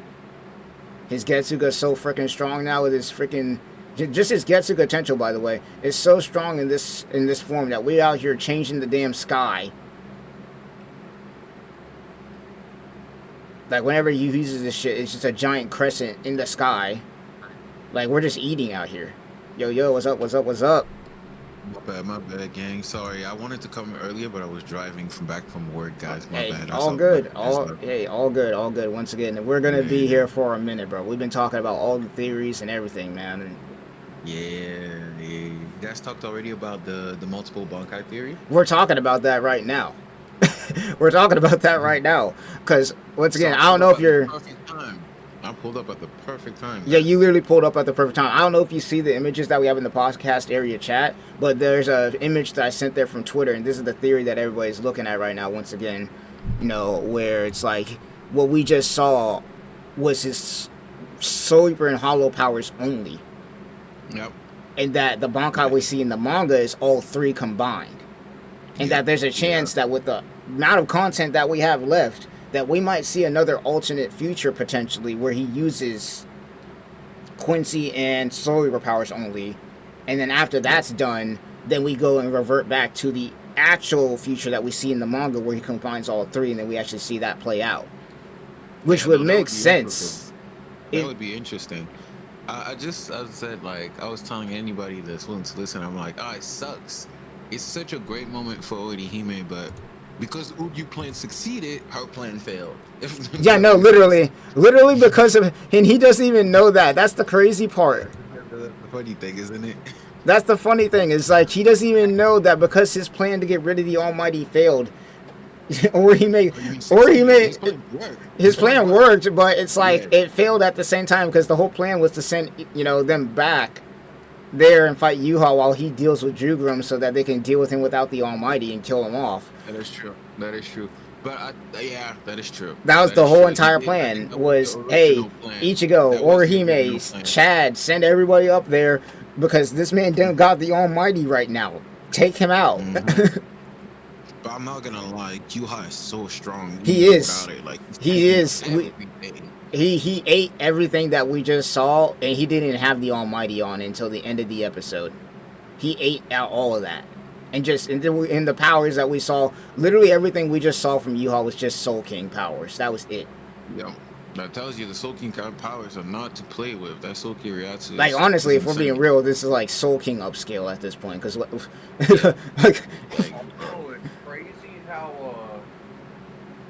Rukia and Shikai would be able to freeze Gerard's bow, bruh.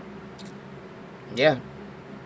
Why wouldn't she be able to do that? It's just that she wouldn't be able to negate the abilities. The difference between Rukia and Toshiro's adult form is that, yeah, Rukia can freeze shit over, but she can't negate the ability. Like, if she went to go freeze Gerard's sword, for example, the same way Toshiro did and then cut it in half, she would have done so much damage for herself by doing that. Versus Toshiro doing it, he just straight up negated the ability entirely.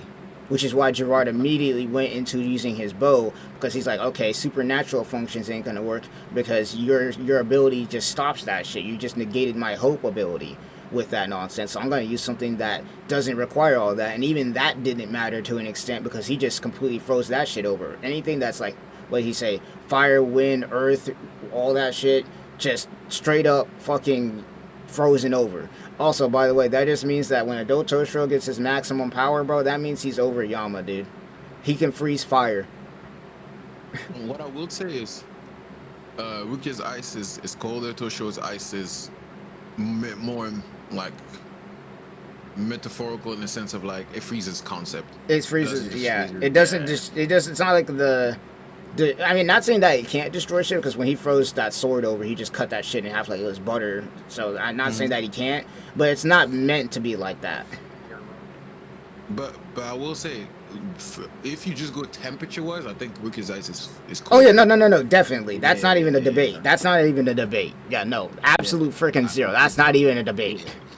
Yeah, I think hers is colder, but when it comes to Toshiro, like Toshiro is next level because he can just do stuff that when Toshiro will become, this is a theory that I've been having for a long time. Toshiro's main ability is ice, whereas with Rukia, ice is just a A byproduct. byproduct. It's a byproduct of her Exactly. Bankai. Yeah. Exactly. Yeah. Yes.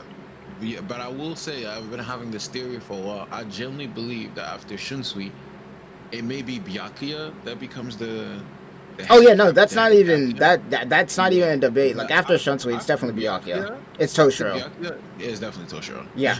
No, It's easy. definitely Toshiro will be a head captain at some point in the Bleach lore. If it was, It's going to happen.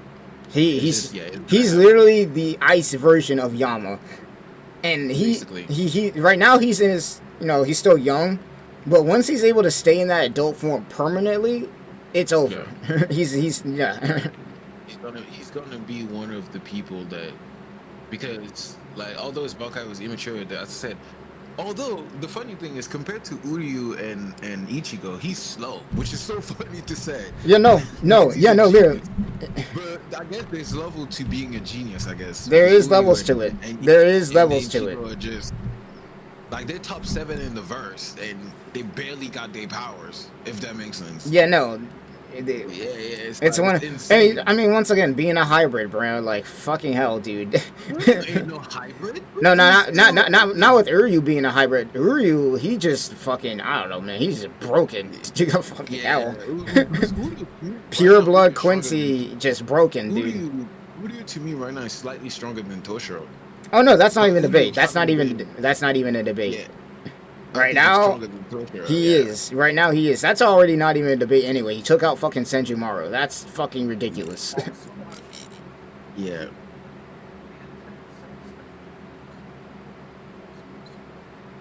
Yeah, no, we were talking about that earlier too. With the antithesis, 300 IQ play, putting the glove on himself and then switching it onto That was Jugro. insane. 300 IQ play. I was like, Uryu is one of them ones just for that alone.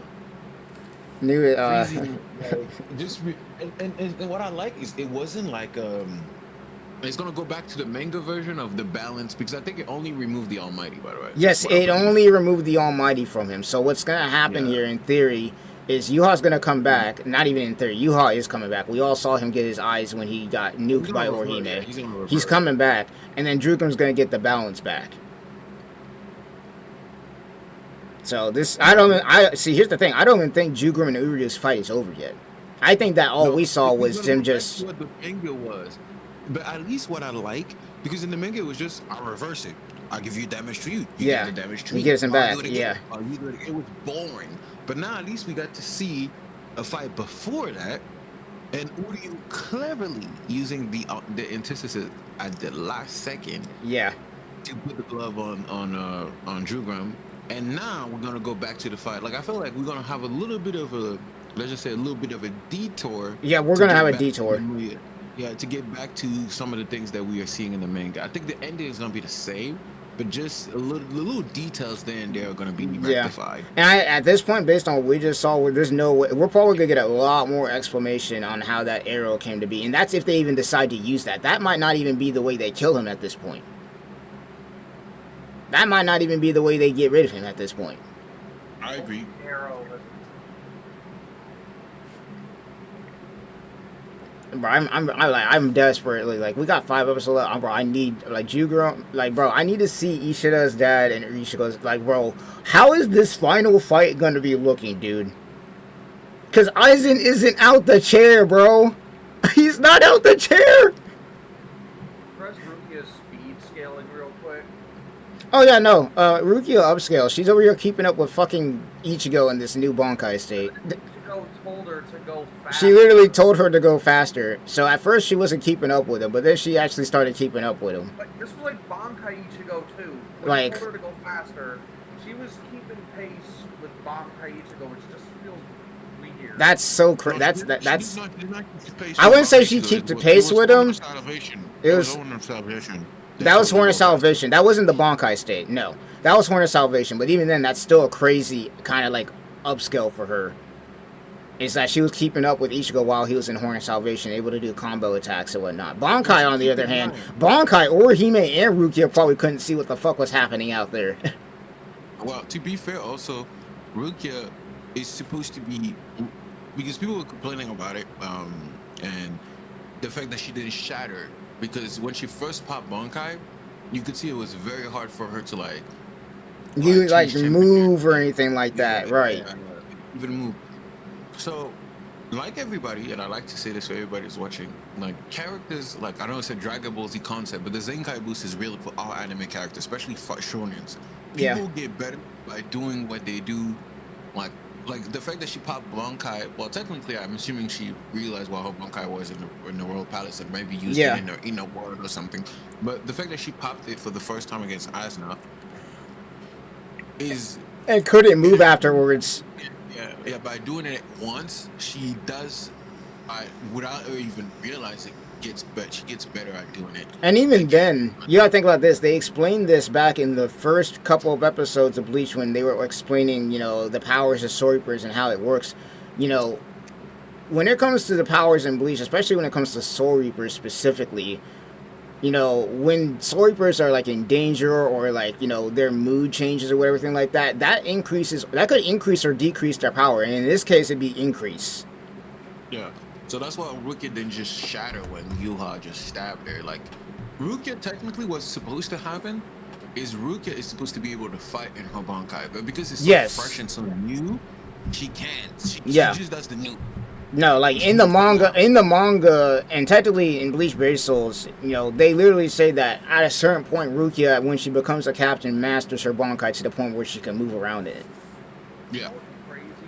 We're like an hour and a half into this podcast, and we haven't even really started talking about Orihime yet. That's how you know this. Oh no, we're gonna get into that because what the fuck, we're gonna get Jesus Christ, yo.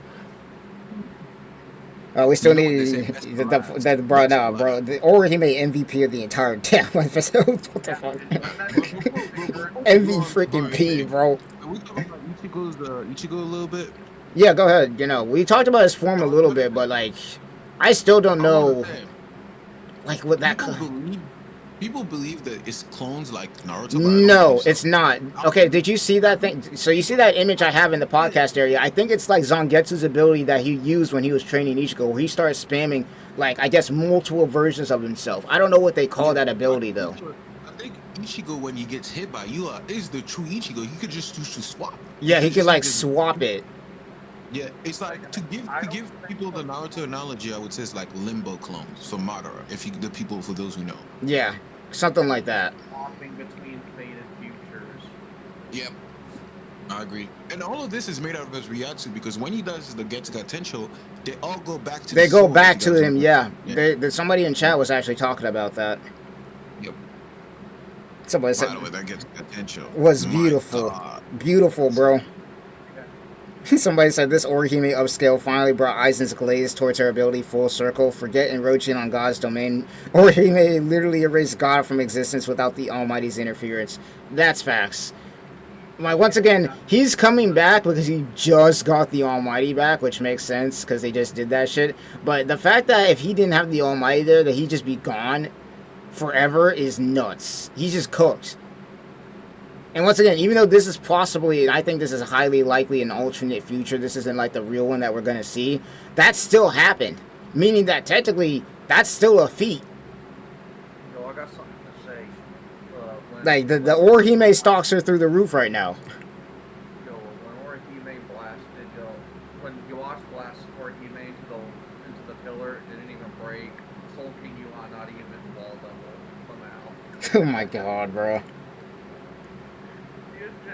Like, motherfuckers are probably gonna unironically say that shit. They already are, bro. Like, once again, if you're on Twitter like me, you got people just trying to downscale and shit, and it's funny to watch because they're getting fried. But it's whatever. I like how they showed Orihime's perspective of Hornet Salvation, Yuha versus Yuha, just a bunch of beams of light movement and then cut to the close-up. I like how they did that too, because usually when it comes to fights like this, it'll go into like the beams of light crazy stuff and you don't actually see what goes on. But I like that they showed how fast they were moving, but then they also gave it the close-up perspective of what was actually happening. So it's like, we got the speed feat. So from Orihime's perspective, she can't even really see anything but beams of light moving around. So that's kind of like what the audience would be seeing versus what Ichigo and Yuha would be seeing. And that was only in Horn of Salvation, by the way. By the way, facts. You guys pointed out. I actually completely forgot about this. That's a fact. Like That it was just flashed only into my in mind. So Horn many of Salvation. details. That was only in Horn of So much Salvation. detail. That Orihime's perspective, she couldn't even see what was going on at that point.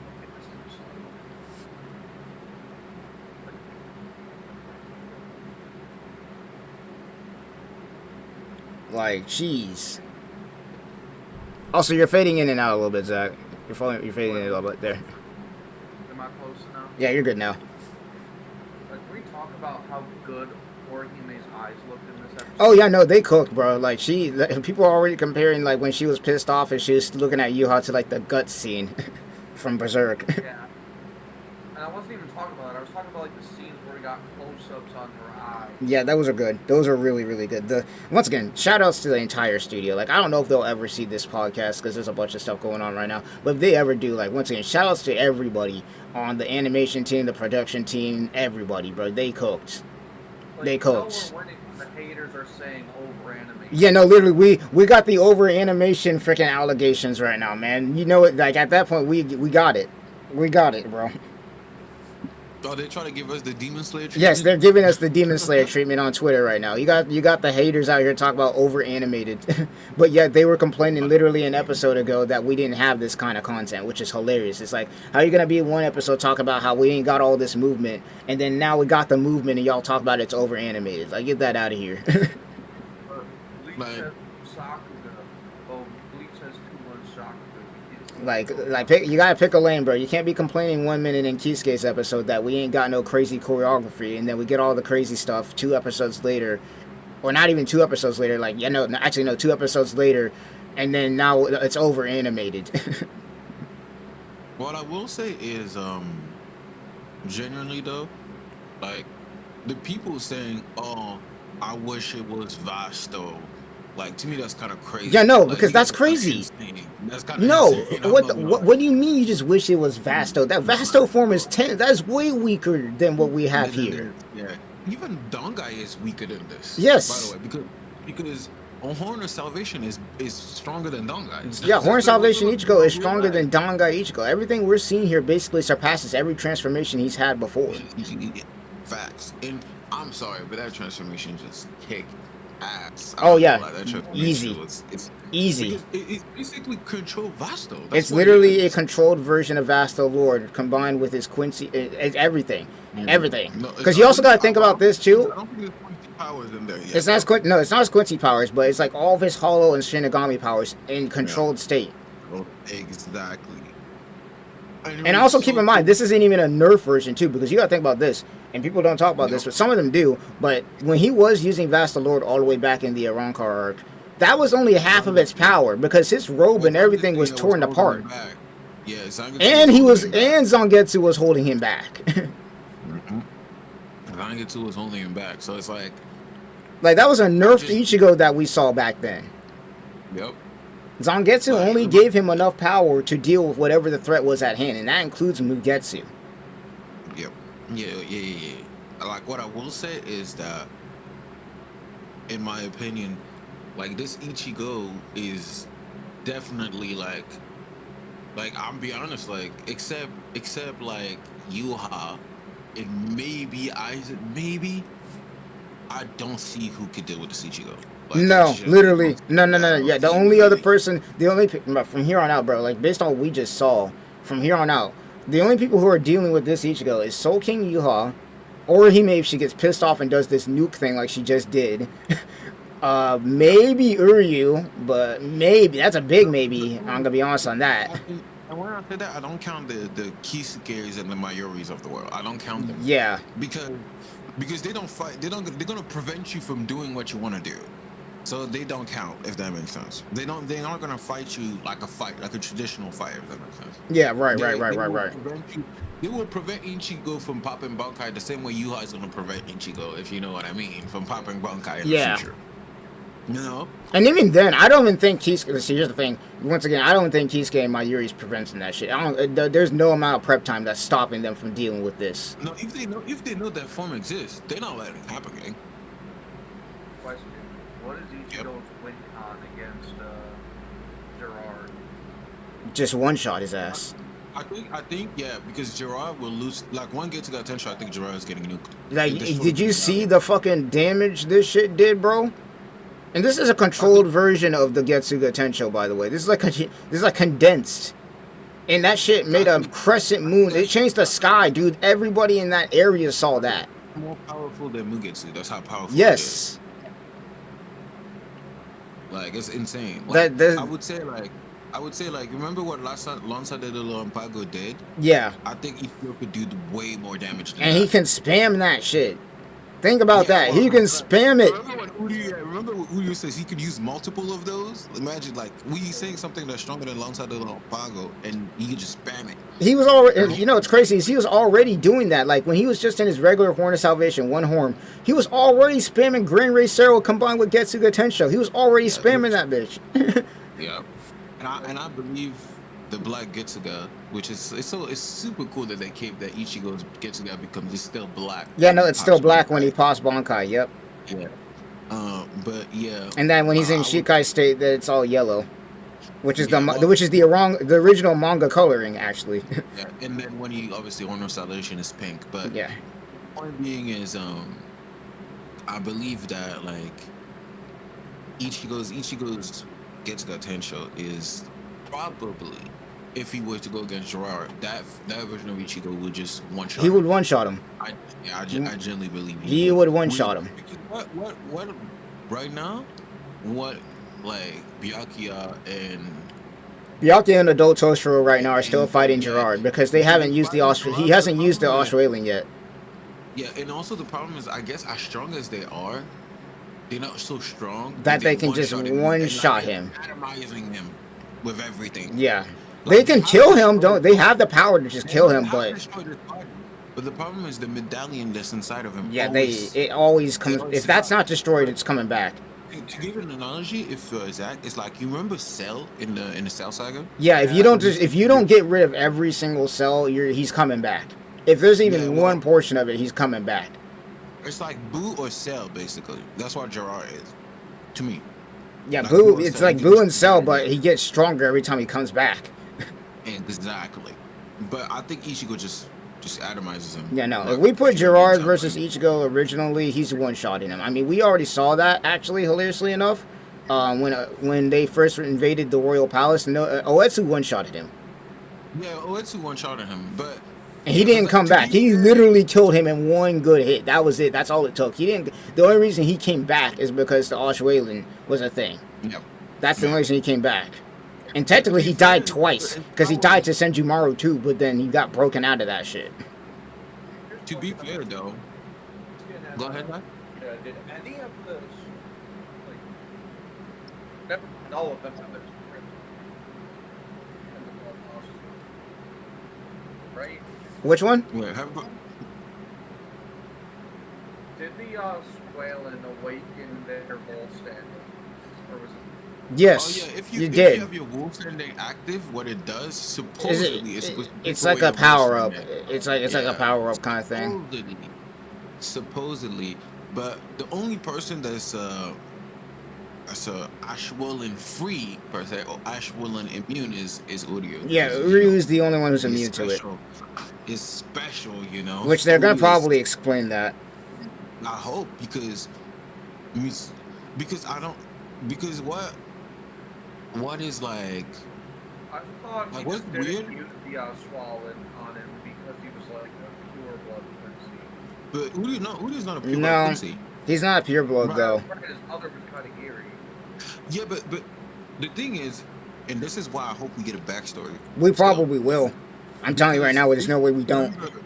If you remember, like what happened is in the anime, they showed that when Yuha did that swelling, it wasn't Katagiri that was feeling sick. It was Uryu. Yeah, it was Uryu. So Uryu must have done something. I don't He- know what she did. That was the thing that people were talking about. Is like there were some people who were going over that when they showed that scene that something happened when the Auschwilling happened. Something happened there. Uryu. But we don't know what Katagiri did. We don't know what his mom did because his mom must have done something because she died and he didn't. Yeah. So and she was perfectly fine. So They're Something gonna happened. probably explain that. We got 5 episodes Yeah. of pretty much new content because this whole episode was basically anime original. So that means we got time. We got time. Yeah. I feel Well, like I guess I feel like I the guess animators who worked on My Hero especially worked on the Getsu potential with the impact frames it had. Bro, they had so many people, animators on this episode. Like the animation list goes so long. yeah. But I will say though, to be fair, I think going back to Orihime, I think that people pointed it out actually on Discord, which is very true, and I completely forgot about this. When Ichigo is doing his full burn training, because Orihime is a full burner, for Yep. those who forgot. Yeah, no, she is a full bringer. When you complete your full burn, they said it consumes you. That's why he had to be next to Ichigo. Mm-hmm. And people saying that what ended up happening is that Orihime completed her full burn. That's why it did. And that's why it did what it did. Yeah. That is a possibility. I'm just trying to figure out, like, damn, that ability's broken, dude. Once again, the eyes and glaze makes sense, man. Now, Orihime cannot just do that, if that makes sense. yeah, no, she can't just do that. There's certain conditions, and not to mention with her power and how it works, it's a mental block. Yeah, it's exactly. It's not. I'll be honest, if it's not to protect Ichigo, that's not happening. Yeah. It just isn't. Like the only person that I feel like, because think about it, she is erasing a person from existence. It's completely. Orihime's nature in the first place. No, I was talking about it earlier, but the only reason we even got to see that is because Orihime wanted to protect Ichigo so much that that's literally just how her power manifested to do that. Yeah. Well, in the first place, people like, because I was hearing shout out to Lux. Lux felt like, damn, like Rukia got impaled and all she was thinking about is Ichigo, right? Which I'm like, fair. Yeah, although she didn't have a reaction about Ichigo, like, Rukia getting impaled. What people tend to forget is the whole reason why Orihime got her power in the first place is, yes, she's a full bringer, but also is because she wanted to protect Ichigo. Yeah. That's the reason. That's why people say she got her powers because of Ichigo, because that's the reason why she has her power. Yeah, that was how her powers came to be like that. This was the first time that we've actually had the fairies themselves mentioned since Hachi healed Tsubaki. Yeah. Mm-hmm. Yeah, that is the first time. I don't understand how he was able to do that. Yep. Hey, once again, the next episode's going to tell a lot. First time that we see them being like all blacked out. Oh yeah, no, that's true, because usually they have yellow light around them, but that was completely blacked out.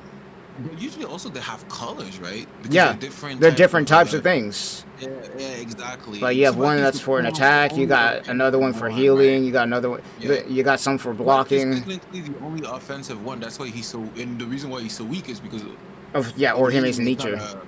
Orihime's nature, but Orihime looking like a Kushina in the Storm Gate. not for real. Ridiculous. Not for real.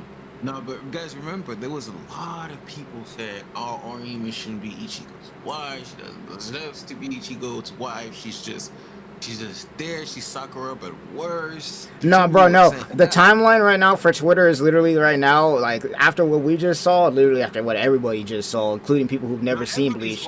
Bro, like, literally right now, it's like timeline, yeah, bro, don't even, like, bro, there's no Orihime disrespect from here on out. None. I don't want to see it. I don't want to see it. One of the biggest Bleach haters posted a really funny tweet. He said, "Yo, I want to hate, but the episode looks too good." Bro, it's crazy. Bro, I literally posted it, bro. The haters are struggling to even hate the episode, bro. And the people who are even trying to hate the episode are getting clowned on right now. Like the people who are like true haters right now, they're getting clowned on. It's so funny to watch. I don't even have to do anything right now. My job's being done for me, bro. Because usually I'm the one out here like, hey, buddy, we're cooking right now, bro. Like, you might want to tone that down.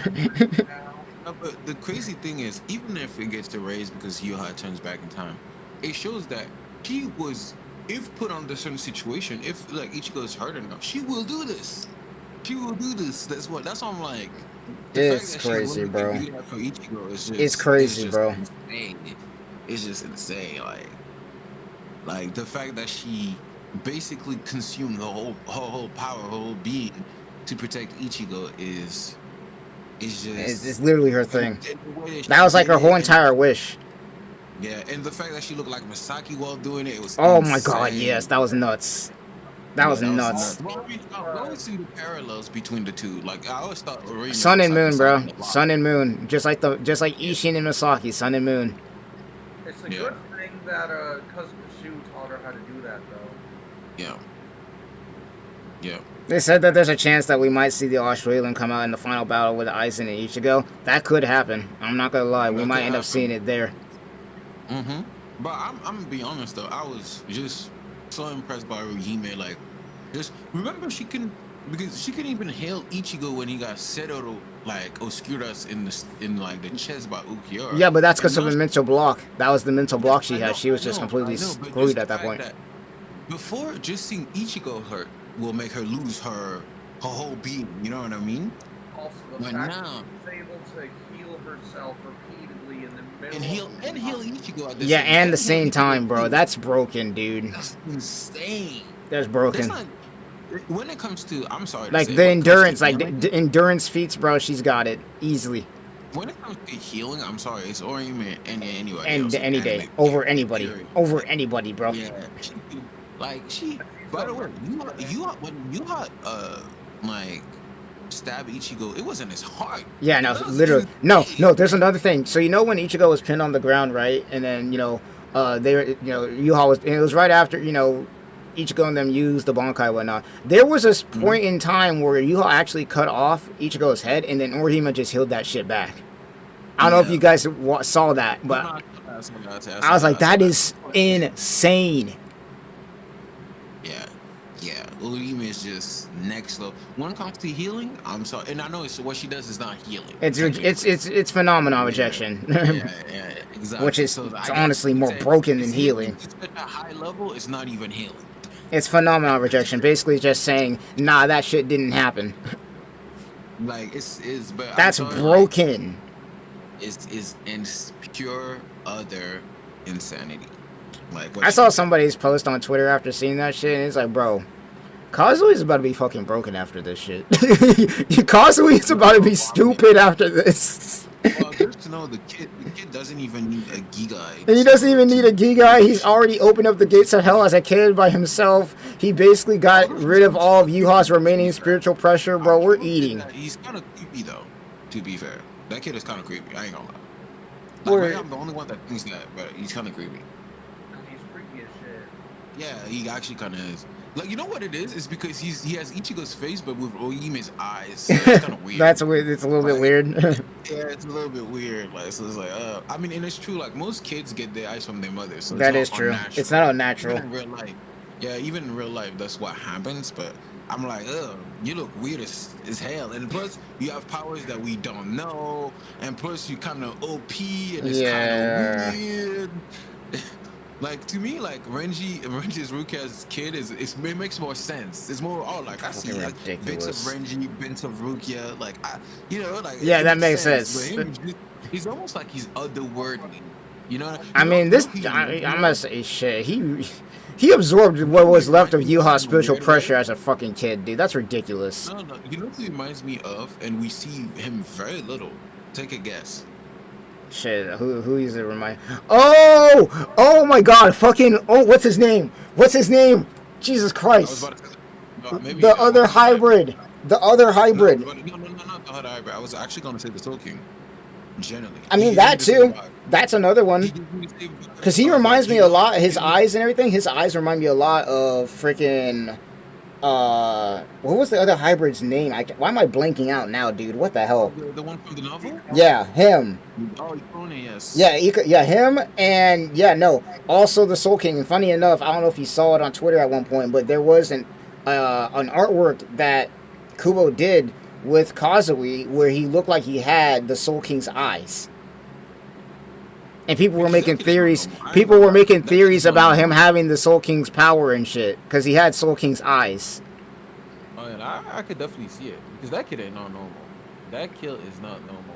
Yeah, Hikone. He reminds me a lot of Hikone. Yeah, because each guy is normal. He's not normal, and I mean normal in the Not sense even of, like, close. she's a Shinigami, you know what I mean? Like she's. But if we're talking a just- regular Shinigami. He doesn't you need know the what I mean? Gigai. He's opening up the gates of hell by himself. He's already interacting with spirits on his own without his parents knowing and shit. Like he's sneaking out the damn house to interact with fish spirits and shit.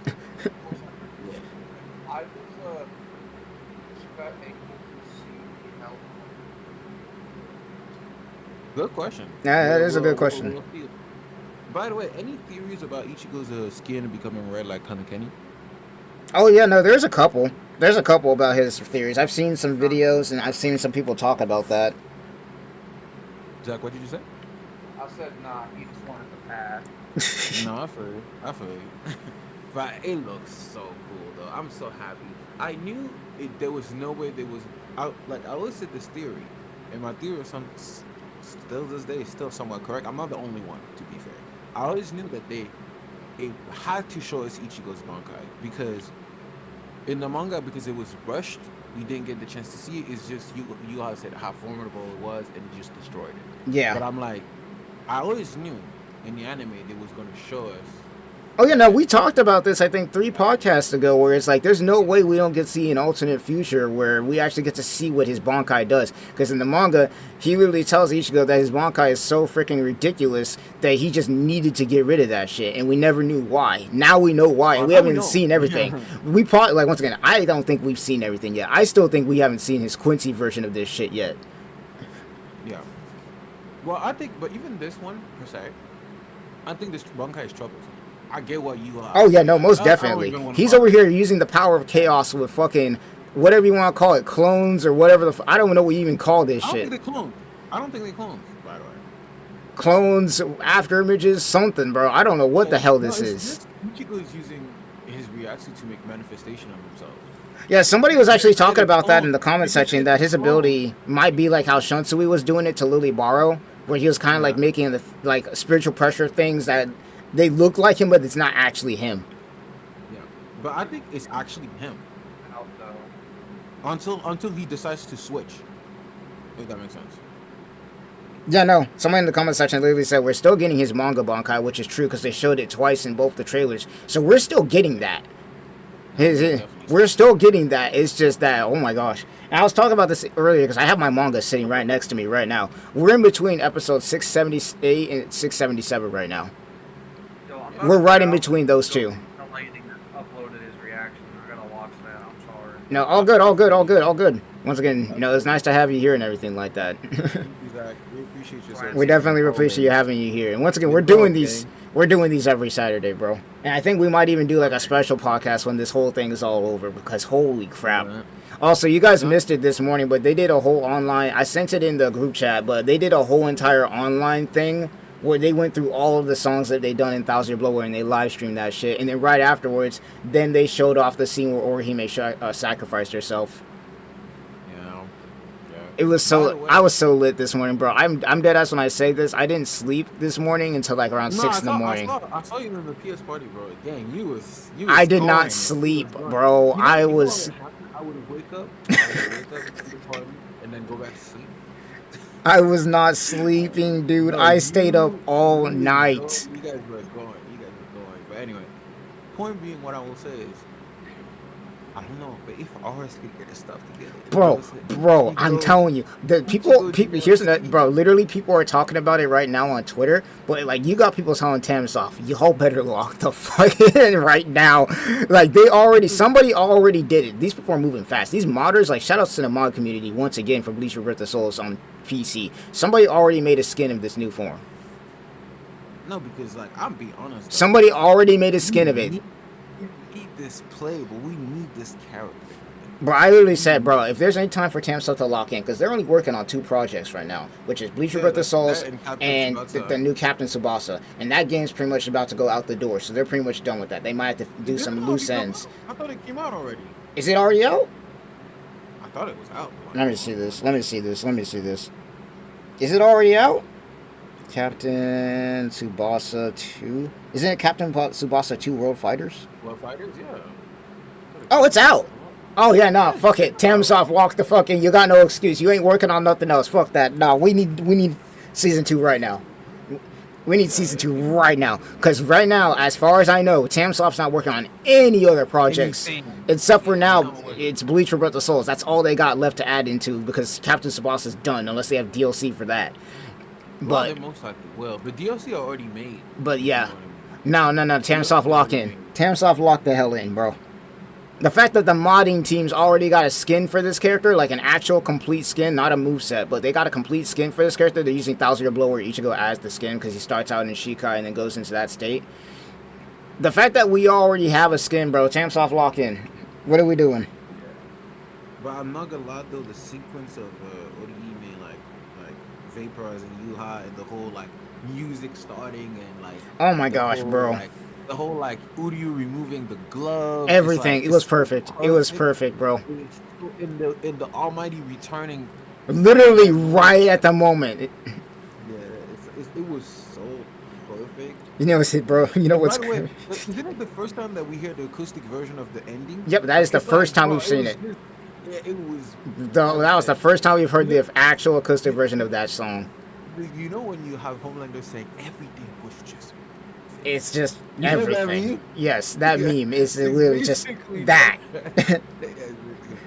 But in terms of top episode, I would say This- episode 308. Man. Episode 308, when Ichigo, when Dog Guy Ichigo arrives to fight Aizen. There's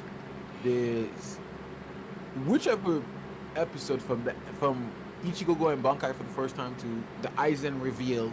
Whichever episode from the end of the Soul Sliding arc you prefer, you could choose from there. But like, Oh man, this is right there. this is there, bro. Right there. This is literally there. Right there. Like, I think most people would agree. Top 5 this easy is best there. up. This is top 5 episodes in Bleach easy. Yes. And it ain't 5, bro. This is like right now. This is like between 1 and 2. Well, who's number one? Because to me, number one is Dong Guy. Is it better than that? It's yes, yes, yes. No, bro, hear me out. Hear me. This is yes. No, bro, they cooked so hard. I don't care. This is it. I understand. This I don't care. This shit, and this ain't even recency bias because I've watched the Mugetsu fight back a bunch of times because I love that fight. This clears, bro. This shit clears. I don't know. Oh my gosh, this shit clears so hard. I'm probably being Bro, I want to let you know that this episode was so crazy that, bro, you got people who have never seen Bleach before who will see this shit. IMDb literally made a fucking statement talking about how this episode was so peak that it lasted a whole day, even with the review bomb staying at a 10 out of 10. And IMDb made a whole thing talking about how this episode, as far as transformations go, for the big anime, like, you know, Bleach, Dragon Ball, Naruto, One Piece, and all that, this beat all 3 of them. It beat Ultra Instinct, which is at 9.7. It beat freaking Gear 5th, which was like 9.4, and it beat Baryon Mode, which was at 9.5. This shit beat all of them. Because we were due for the true Bankai of Ichigo. We were due. I ain't gonna lie. For all of us who read the manga and were like, what the F? No, everybody, bro, was freaking out. Pissed. We were so pissed when we read. I can speak for myself. I was so pissed because I was so excited when Ichigo, even though I thought it was kind of quick, because I know he was being rushed, but I was like, oh, he's popping Bankai already. The fight barely started because in the manga. It's no, literally. I was literally talking about this. You weren't here for it earlier, but I have the manga sitting right next to me right now, and I was literally reading over it. And I was literally comparing the Uryu fight that we got in manga versus anime, and then the Ichigo fight. And I'm telling you right now, if you have the manga sitting next to you, near you, you can go and look it up. It's literally chapter 74, and we are literally between 70. We're between 677 and 678 right now. We're not even at the point where in the actual manga right now he would activate Bankai after Yuha makes that whole speech about despair, and then Ichigo goes into his monologue and then pops Bankai and then it gets broken. We're not even there yet. We're in between that right now. Because if we were to go page for page right now, if we were going page for page, by this point we would have already seen Ichigo's Bankai get broken. We would have already seen Tsukishima fix the shit, and Uryu and Jugren's fight would have already been pretty much done. Because in the manga right now, it's morning. Like it's morning, but in the anime it's still nighttime. Yeah, I will say though, like also Ichigo just whispering Bankai, but you know how you always he usually just he whispered that shit. But he just whispered. I was like, bro, oh my gosh, that was so sick because Ichigo just yelling at the top of his lungs. Oh yeah, no, that was the thing that we was talking about. So this is the reason why I was up last night so much is we were just going over the episode, and I was telling them there's a Q&A with one of the voice actors when they were recording voice lines for this core, and I told him, I was like, you know how I know this isn't the actual done version of his Bankai? And it's for two reasons. One, he didn't say Tensuzangetsu, he only said Bankai. Yes. That's one. And two, I don't know if you saw this Q&A, but it was on Twitter at one point. The voice actor was talking about, before these episodes released it, that this man yelled Bankai so hard into the fucking mic that he broke that shit. We haven't gotten to that point yet. No, that was the whisper Bankai. This man yelled Bankai so loud in the mic that he broke it, dude. And we haven't gotten that yet. Him and the voice actor for the Japanese Ichigo and Joni Bosch are just like when it comes to Bankai. Talking about Bankai, by the way, I know domain inspection is cool and all. Bro, no. Bankai is no. So I don't want to hear nobody. I love Jujutsu Kaisen, don't get me wrong, but no, I don't want to hear nobody talking about Jujutsu Kaisen domain expansion over Bankai, bro. No, bro. No. Like when it comes to Bankai, it's just something that's like. It's something no, bro. It's one of those things you're just so excited to say yourself. But you know what's crazy is I'm in this Discord with a bunch of content creators and whatnot, you know, who are like VTubers or even just content creators who are trying to build up because obviously YouTube's changing their stuff right now. And I remember yesterday I went in chat and I told them that I'm freaking out right now because Ichigo got his new Bankai. And somebody in there who literally doesn't know shit about Bleach say he got another one. I was like, oh my god, yo, you don't understand how much I'm freaking out. And I was at the convention, by the way, when this shit dropped.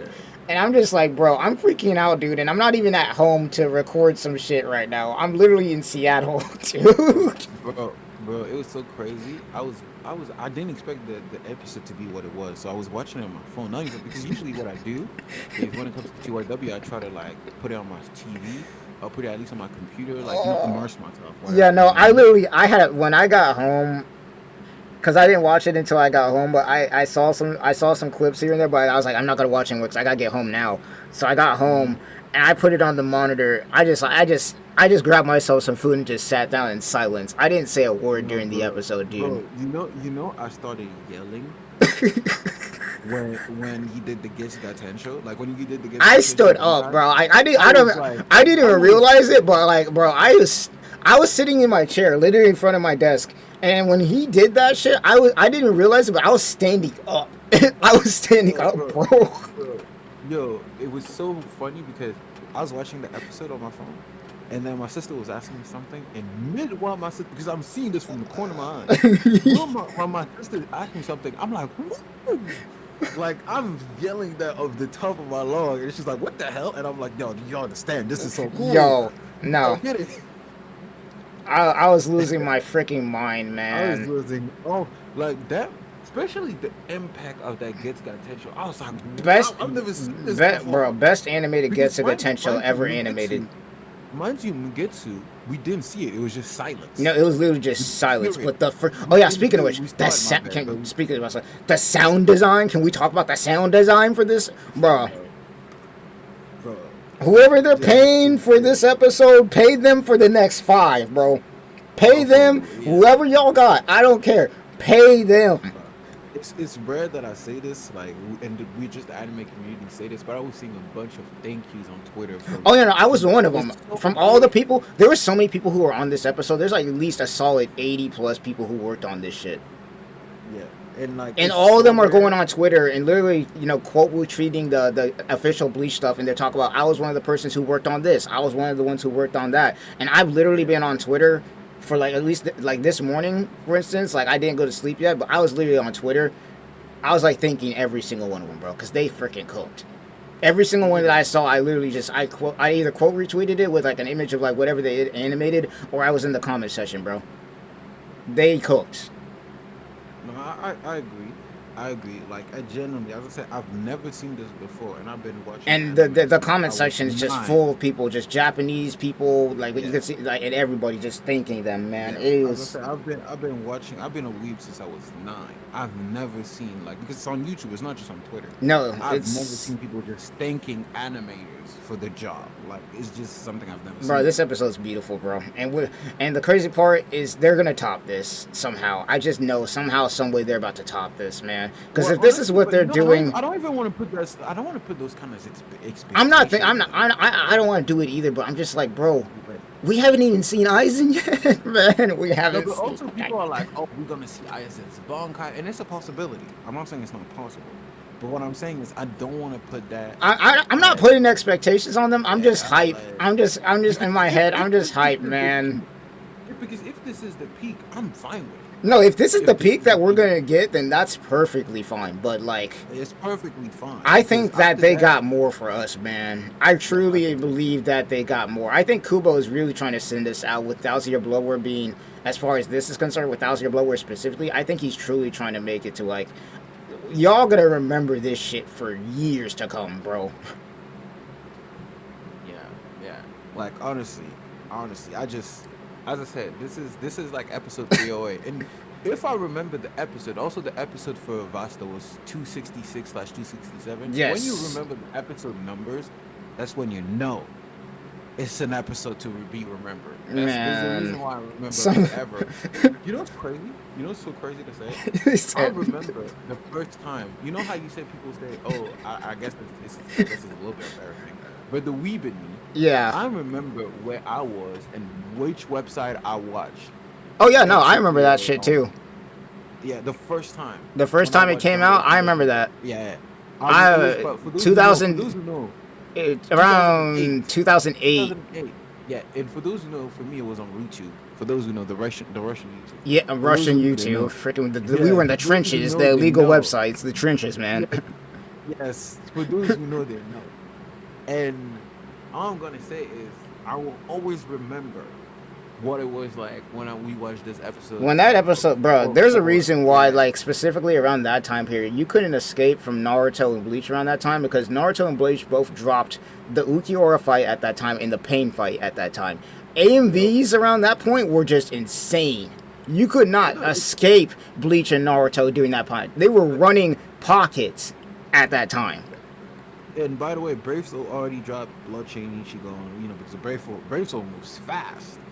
But Oh yeah, no, base form was fast, but like no, Bloodchain Ichigo, we're talking like I don't want to hear. That's another thing. I don't care. I'm not a big power spelling person, but bro, I don't want to hear nobody talking about Ichigo's not MFTL anymore. Bro, what the fuck are you talking about? He was MFTL when he literally blitzed what is Orihime. MFTL, if you don't mind me asking? So you got FTL, which would be faster than light, but MFTL would be more. Was it massively faster than light? Well, the random vice captain is faster than light. Yeah, no. Yeah. But it's like As long as you can use Shumpo, you're most likely faster. That's what I'm saying. Is like if you can Low-key. use flashed up, you can already do it. But then you got characters like once again, you got Ichigo in his one horn state.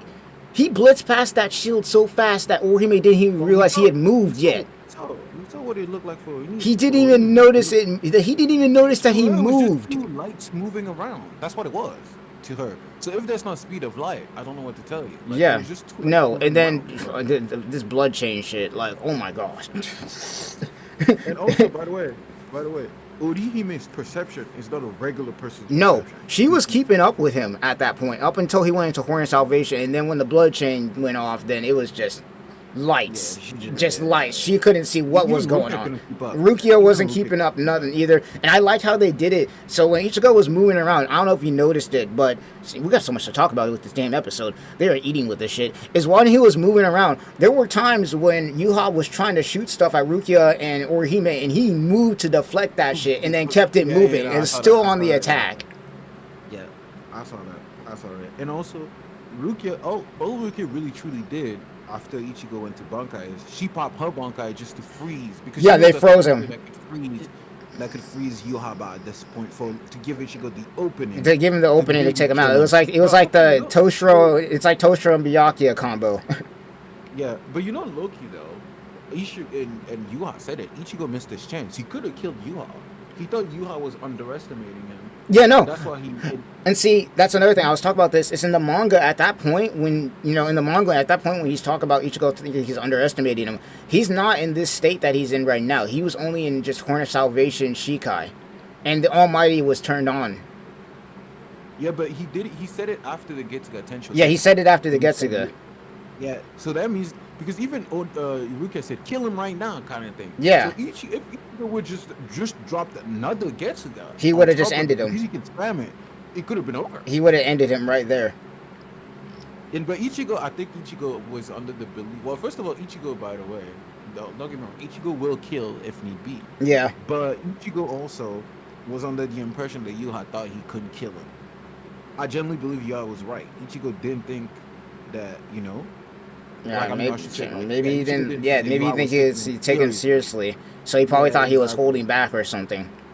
Yeah, and then Yuha just told him, "You think I'm thinking that, but no." No.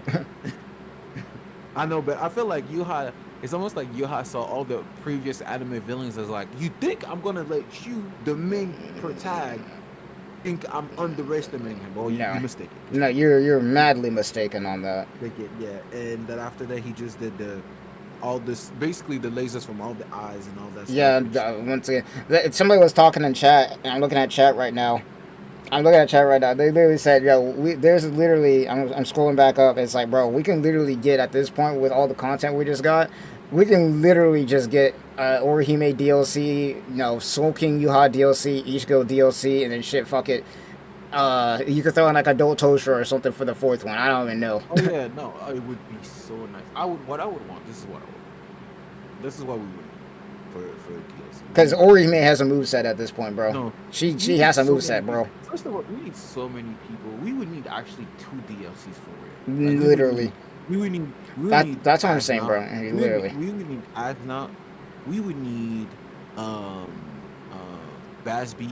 Yeah, there's so much, man. We would need Master Masculine. We would need Bambietta. She'd be a ranged character. Maybe she'd be like not all the Bambies, but I think Candace and Bambietta would definitely be two of the ones that definitely get in. That's exactly. We would need, after that, you gotta go to the shoe staffel, and we would need obviously Askin. We would need Gerard. We would need obviously Litabaro, and we would need Jugram in his almighty form also. Yeah. So like it's. And by the way, that Jugram form is literally just brand new. Like Kubo had sketched that shit out and just gave it to him. I watched the end of when I was in the movie theaters. I stayed for the actual preview portion at the end. He literally drew that up. He just drew that shit up and gave it to him. And now you go into the new Renji, new Rukia, new Yakuya, new Toshiro, new Ichigo. Tamsov is sitting on a damn fucking gold mine right now, man. Exactly. That's what I'm saying. New OD, and wow. Like it's getting to a point where at this point, it's getting to a point where I'm saying this right now. If we don't have a Rebirth of Souls being made right now, like a Rebirth of Souls 2, or at least some DLC being made right now, they're selling. They're selling. If we ain't got something being made right now, they're selling. Because the Bleach is at its peak. This is at its peak. Like, if there's any time for y'all to be getting money right now, it is now. Which is, there's another game that I'm playing right now. I've been playing it for a while called Epic 7. They're doing a collab with a different game that's the same studio, but I'm just sitting there like, bro, y'all need to do a damn Bleach collab at this point, because y'all just did ReZero recently. This is the time for y'all to be doing all this shit. Like, we need to be eating. We need to be eating. Also, you know the crazy thing? People are saying, and I heard that it makes so much sense. People are saying that in the manga, Yuha never attacked Orihime. Nope, he didn't. But people are saying, well, the reason now we know why he didn't attack her, because if he attacks her, he might end up triggering all this events. He might trigger all of this. Exactly. It's gonna make her feel powerless to defend Ichigo, and therefore she's gonna erase him from existence. Yeah, that might be why. Which is why he doesn't attack her. He just rather deal with like that's why the easiest way to stop all of this is just to break Ichigo's sword. Yeah. Somebody in the comment section is actually talking about, but they said in the alternate future, considering how Orihime erased Yuha, will he not try to kill Ichigo because the same thing could happen? So he goes for the blade as soon as he says Bankai instead of just going for him. Yep. Yeah, because if he hurts Ichigo too much, getting erased. That's the alternative. so, so, and don't get me wrong. I know there's there's probably a lot of different teachers outside of just this one. Yeah. But I know he wants to avoid this one at all costs. He wants to avoid this one So at he's all not even costs. taking the risk. Yeah, he's not even. He'll taking break the risk. blade in the original timeline, but he's not going to try and kill him, because if he does, that's going to trigger Orihime to try and just wipe him out. Like we just saw. Yo. Shit, would you just stopping by and say, hey, what I missed, bro? You missed a lot, my dude. Holy. This episode that just came out was just insanity. I'm letting you know right now, Jay, if you haven't started on 1,000-Year Blood War or Bleach yet, bro, and you're interested right now, bro, you need to start this up, because they just cooked a 5-course freaking meal with this. So And a part of me wish, like I didn't start 1,000 Year and I just catch up on 45 episodes, because imagine you're binging all of this. oh yeah, God. no, oh my lord, binging. I like, for the people, I know there's people right now that have been kind of waiting to binge it, or like they haven't gotten into it yet, but they know it's crazy and they're starting it now. I know a couple of reaction channels that are doing that, and I'm just sitting here like, man, if only they knew what we're watching right now, man. Nothing like watching something for the first time is nothing like watching something for the first time. Like, because you just get surprised. You don't know how to feel. You're just like, bro, like, it's so insane. Like, Nah, especially, Jay, like, I'm not even gonna lie to you, bro. You're not even I'm not even gonna lie. You actually have the benefit of the fact that because you haven't seen anything yet, that you got a backlog of content. So unlike us, who we're waiting every week, you got a bunch of content to watch, and then by the time you get to where we're at, it's already gonna be done. So you're good, dude. binging, like, trust me, there's nothing like binging an anime for the first time. You're An anime good. that's like done. It's like there's nothing like it. But I will say, like, that's, by the way, that's what I do with One Piece. I don't watch One Piece weekly. I binge arcs. That's what I do. Right. That's what a lot of people do, from what I've heard. Yeah. That's what a Because lot of people do. Yeah, because One Piece is packed with information, a lot of information. So Yeah, I like shit. to, I mean, yeah. even Bleach to an extent is like that. Like you got, like, for Bleach, it's like you could, with how Kubo Well, does Bleach it. It's like Kubo is show and not tell. he's show not tell. It's like you kind of have to watch it a couple times or read the manga a couple times to sometimes catch on to stuff. Because you'll read it the first time and you won't see anything, and then when they start explaining stuff, what will happen is then you'll go back and be like, wait, did this happen? And then you'll see this thing and be like, oh, and then you'll start seeing other stuff and it'll start making more sense and whatnot. Like, for instance, I remember when I first started reading the manga, I didn't really think about, Ichigo being a Quincy and whatnot, but then when they revealed it, then I went back to the first part of the manga, and then I'm like, they foreshadowed this from, like, first of all, episode 1, because you look at his bed from the first episode, from the top view, it's a Quincy cross. Like, from the very start, it's a Quincy cross. No, and you know the crazy thing is, also people would joke. It was a joke, but it was super funny. They're like, "Yo, why did Ishida grab Drew Graham's mouth like that?" Bro, that shit was so funny. That shit was so funny, bro. The disrespect was crazy. The disrespect was crazy. Bro, the saliva was going everywhere. No, I think the funny part was when he grabbed his face, he stared the Almighty, so his eyes looked so funny. His eyes look so fucking funny, dude. I was like, jeez. So, it was kind of cool because they muted the part where, like, Ashwell was yelling in pain due to losing the Almighty. Yeah. And, like, you could see, like, he was crying, but it was going up. Yeah, it was going up, like the slow-mo. Saliva going out of his mouth. And it was the slow-mo. When he used the Lechtel on him, yeah. Yeah, and I was like, bro, this is, I know it might sound creepy to you, but this is so cool. I was like, this Oh, yeah, no. I was so proud of Uryu. I was like, yeah, oh, no, you got, like, guy. once again, like, there's so many goats in this damn core right now, like, Yeah. Orihime goated, like Uryu out here Uryu's fighting moment- Ashwell by himself, freaking Uryu's moment Kenpachi, was like- Toshiro, and Byakuya popping off. No, I felt like Uryu's moment was like, your homie from the hood that make it to the NBA or something. It felt like this. I was Literally, like, bro. literally. Well, I was like, bro, that's my guy. Like, although In a 1v1, bro. Immature, like, you realize Uryu beat an immature Version of the Almighty in a 1v1. He figured that shit out. In a 1v1. It's like, bro, what? And with and it was with That's Jugrum crazy. using it too. So, and Jugrum's not an idiot. He's not an idiot. No, he's not. at all. This He isn't figured out like a the Grimmy formula. situation where Grimmy's got the power of imagination, but he's too dumb to use it properly. No, this is Oh no, yeah. Drugrim we're Well, talking technically, about.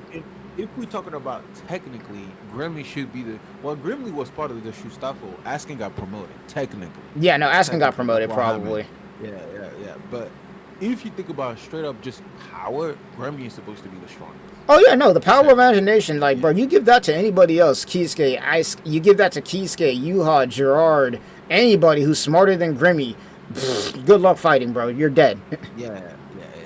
So technically, yeah, you could say Grimmy in the just the hacks is supposed to be the strongest, but like I'm just like I was blown away by this episode. I talked about it with Key. We No. did a live stream. No. This just, I saw this I feel like tweet.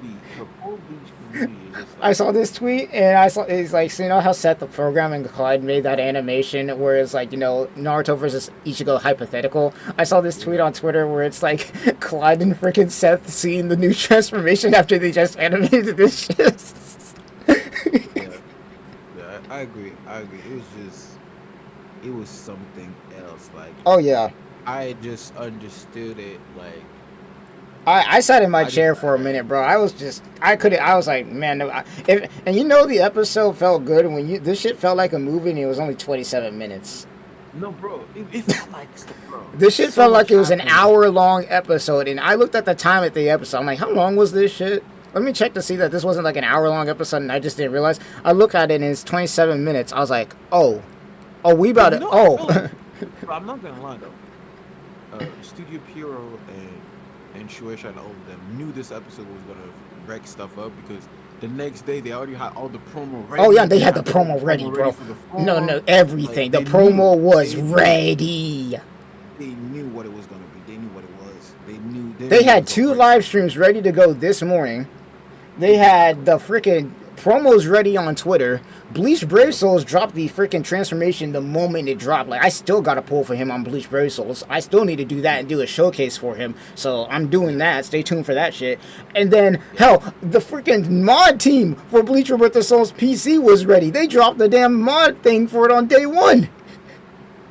That's what I'm saying. They was, but even like the mud team is like people like us, so fair enough. But I will say, like, the promotion was just right, and to me that shows that like they knew the impact of this episode. They knew that like, our worst comes to worst, it was gonna break the Bleach fan base at the very least. Maybe not the internet. Maybe they didn't expect that it was gonna break the internet the way that it did. Yeah. But they knew it was gonna break the fandom for sure. No, this broke containment, man. It's not just the Bleach fandom going crazy, bro. It's everybody The going whole crazy, anime community dude. and more, but especially the anime community knows that that Bleach He's- just Bleach is just like people finally start saying, oh, I understand why Bleach is part of the big 3. Some people finally realized because they were hating, but they finally realized, Yeah.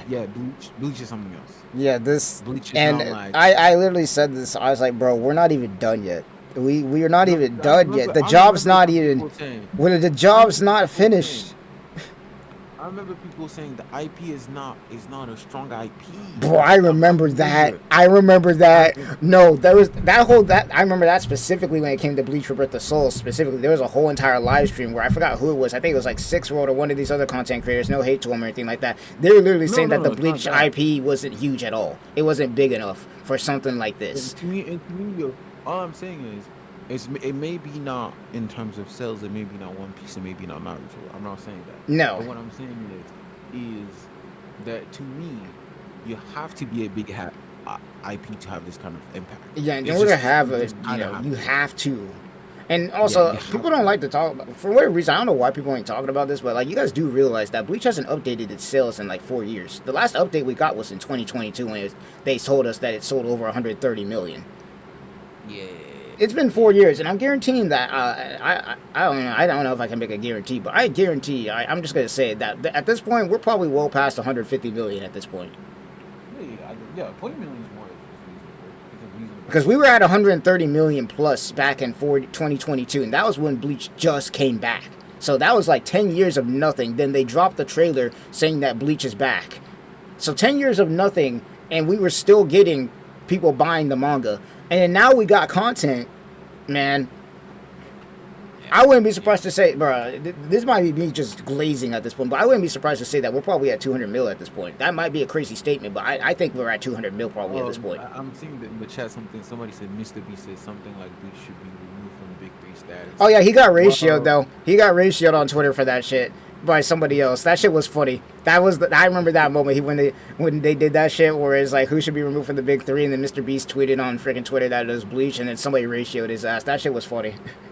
Yeah, no. At the end of the day, somebody literally posted a tweet. It was like the horn. Bleach is Bleach. Yeah. It's like even if you want to say Bleach is the J. Cole of the Big Three, it's fine. J. Cole's still a legend. You know what I mean? Like, Yeah. Even if you want to say that, J. Cole's still part of the Big Three, the same way Bleach is still part of the Big Three. No. You gotta just.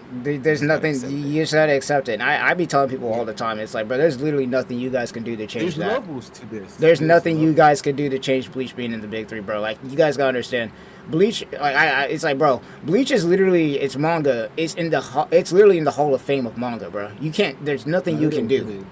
There's nothing. Like, There's literally nothing you can do. That's solidified. I would say something. It's certified. Yeah, It's in the Hall of Fame of manga, bro. That's solidified. Because you know how Bleach is so crazy, because Bleach is definitely the most, I would say, out of the Big Three, is what's as influenced the most. Oh yeah, no. The newer. There's literal statements from all the mangaka that took inspiration from Bleach of them literally saying in some form or fashion that either Kubo inspired them to do this, or I wanted to be a mangaka because of this or that. The third. The whole concept of domain expansion is based on. And then Bankai. yeah, no, literally, and then no, I told somebody this on Twitter once. It's like, bro, I don't get it when JJK fans be talking about Bleach like crazy about it, because I'm just like, you do know that out of all the people who were inspired from Bleach the most, like JJ the most glazes Kubo out of everybody there. Like Horikoshi talked about he was drawing Bleach sketches when he was trying to make My Hero Academia. Then there's obviously the Demon Slayer aspect, and then Black Clover as well. Yeah, Demon Slayer. But out of all of them, bro, JJK, the author of JJK, glazes the hell out of Kubo the most, dude. Absolutely. To me, JJK is a mixture of Bleach and Naruto. That's the way I describe it. Exactly. Like a little bit darker, like, and a little more mature, like Naruto. But I mean, like Bleach. But it leans more into like the Naruto stuff a little bit. Yeah. Well, but no. In my mind, it's darker than Bleach, but it leans also to certain Naruto tropes with the trio and the trios and whatnot. Yeah. And the teacher. And even then, like with JJK, it started doing that. But then season 2, it started kind of going on its own way, a little bit. Yeah, it started doing its own thing. But the thing that people don't realize is every artist / mangaka has tropes or gets inspired by things in the beginning, and then they do their own thing. That's how art works in general. You copy until you find your own style, if that makes sense. Yeah, right. That's how art works. Like you'll do something that you're like, oh, that person do this. I'm gonna pick this up from there. And then I'm gonna pick this up from somebody else, and I'm gonna add my little twist to it, and then eventually it becomes so different. It's your own thing. So it's like, and now people are copying you. Yeah. Because you created new things. So it's not to mention, it's not a bad thing to take inspiration from something. That's been happening since the beginning. Like the Big Three, for instance, they all took inspiration from Dragon Ball. So, when you say this series, it's This is the funny thing. It'd be like Taite Kubo saying, or other people saying, like, yeah, Bleach is just because Bleach in terms of storytelling, let's be frank, is way better than Dragon Ball Z. Oh yeah, no, that's not it. Yeah, no. But we will never. I feel like people that like grew up in the Big Three era will never disrespect. We won't because we know Dragon Ball. Dragon Ball is Dragon Ball. Dragon Ball is Dragon Ball. You can say whatever you want about it. You could say whatever flaws you want about it. Dragon Ball is Dragon Ball for real. Like, let's not because like Dragon Ball is just Dragon Ball. Like, there's none like it. There's none like it. It's just and it's the precursor, the OG for everything shonen related. Yeah, anything shonen related, it's Dragon Ball that started that. Like the whole entire transformation gimmick came from Super Saiyan. Yeah, exactly. Like to the point where even Western comics like Sonic adapted it. That's how Like much like Dragon Ball. the Sonic super form adapted that. Yeah. So that's why I'm like, when we talk about Bleach, like because Bleach is the next I guess it's like the next like iteration or generation after that. Yeah. It's like, bro, when we hear like Boruto fans, Bro, that Twitter, Naruto fans, Twitter is, or JJK fans like saying like speaking trash about Bleach, I'm like, bro, bro. if you keep it a stack, if It's it's like not for Bleach, we don't have we it. don't have Because this. We literally the way don't that we have done it maybe we'll have them in a different way, but we wouldn't have the way that we they are wouldn't have now. them the way that they are now. Exactly. Like I laugh my ass off, bro. Because once again, Twitter, it's been like once again, you don't usually be seeing this, but I'm on Twitter a lot because I'm part of. I sometimes keep in with VTuber stuff, Bleach stuff on Twitter or whatever. But it's like, bro, every single time when it comes to like for the last 5 weeks, every single time an episode be dropping, it's like you got Boruto fans talking crazy, and then they be trying to hide behind JJK, talk about JJK outsold Bleach's recent sales, which doesn't really matter because I'm gonna be honest, they haven't updated the sales yet, so I don't know what that's supposed to prove. But it's like, bro, you do realize that's just more upscale for us, right? Because JJK was inspired by Bleach, and the author glazes Kubo the most. And then let's also talk about this is like, bro, you want to talk about our manga, bro? Y'all getting outsold by Rent a Girlfriend, so now what? Y'all getting cooked by Rent a Girlfriend, bro. Y'all going band for band with them. Like, what are we talking about? Oh, he just proved, like, all you're telling me is that, okay, so not only is JJK better than Boruto, but then Bleach is also still better than Boruto. That's all I'm hearing right now. What I will say though is that right now I'm seeing in the comment section they say question, what would you say is the most influential, at least on other manga? Because I would say it's Dragon Ball. Dragon Ball. To this day, it's Dragon Ball. Like, Bleach has its influence where it goes. Like, it has its thing, but Dragon Ball, that will be forever. Forever. I think forever. That's never going to change. Because some people, some shonen or mangakas do trope. They don't even know it's from Dragon Ball, but they just do it. They just do it. Makes sense. Because it's been part of shonen things to do forever. Like, Berserk has its influence, but Berserk is hard to tell if something. It does. It has its. It definitely does have its influence, but its influence. It's definitely hard to tell. It's very hard to tell. Like, it's one of those things. Yeah, no, it's one of those things. Like with other anime, obviously there's influence when it comes to like DBZ and other stuff. That's to be expected. Like once again, Dragon Ball is literally based on Journey to, of the West with Son Goku and all that. But it's one of those things that, as far as the shonen anime space is concerned, that there's just certain things like transformations and whatnot that just it's just Dragon Ball coded. Yeah, like it's just there. Especially especially with the big three, you just see it, and then anything after the big three, it's just there. It's just done just because it's done, and it just works. Yeah. And I know that even right now, like it's tricky because I know even Shonen Jump is trying to find its next hit, even though Kagurabachi is fire, by the way. Yeah, they're trying to find it. Yeah, yeah. They're trying to find D1 per se. Yeah, we had they're trying to find it. The generation of the My Hero. The My Hero, yeah, no, that's gone. Demon Slayer. That's slow and it's done.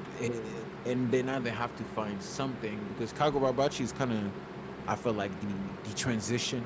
Yeah. To whatever we're gonna have next. I don't know what we're gonna have next, but.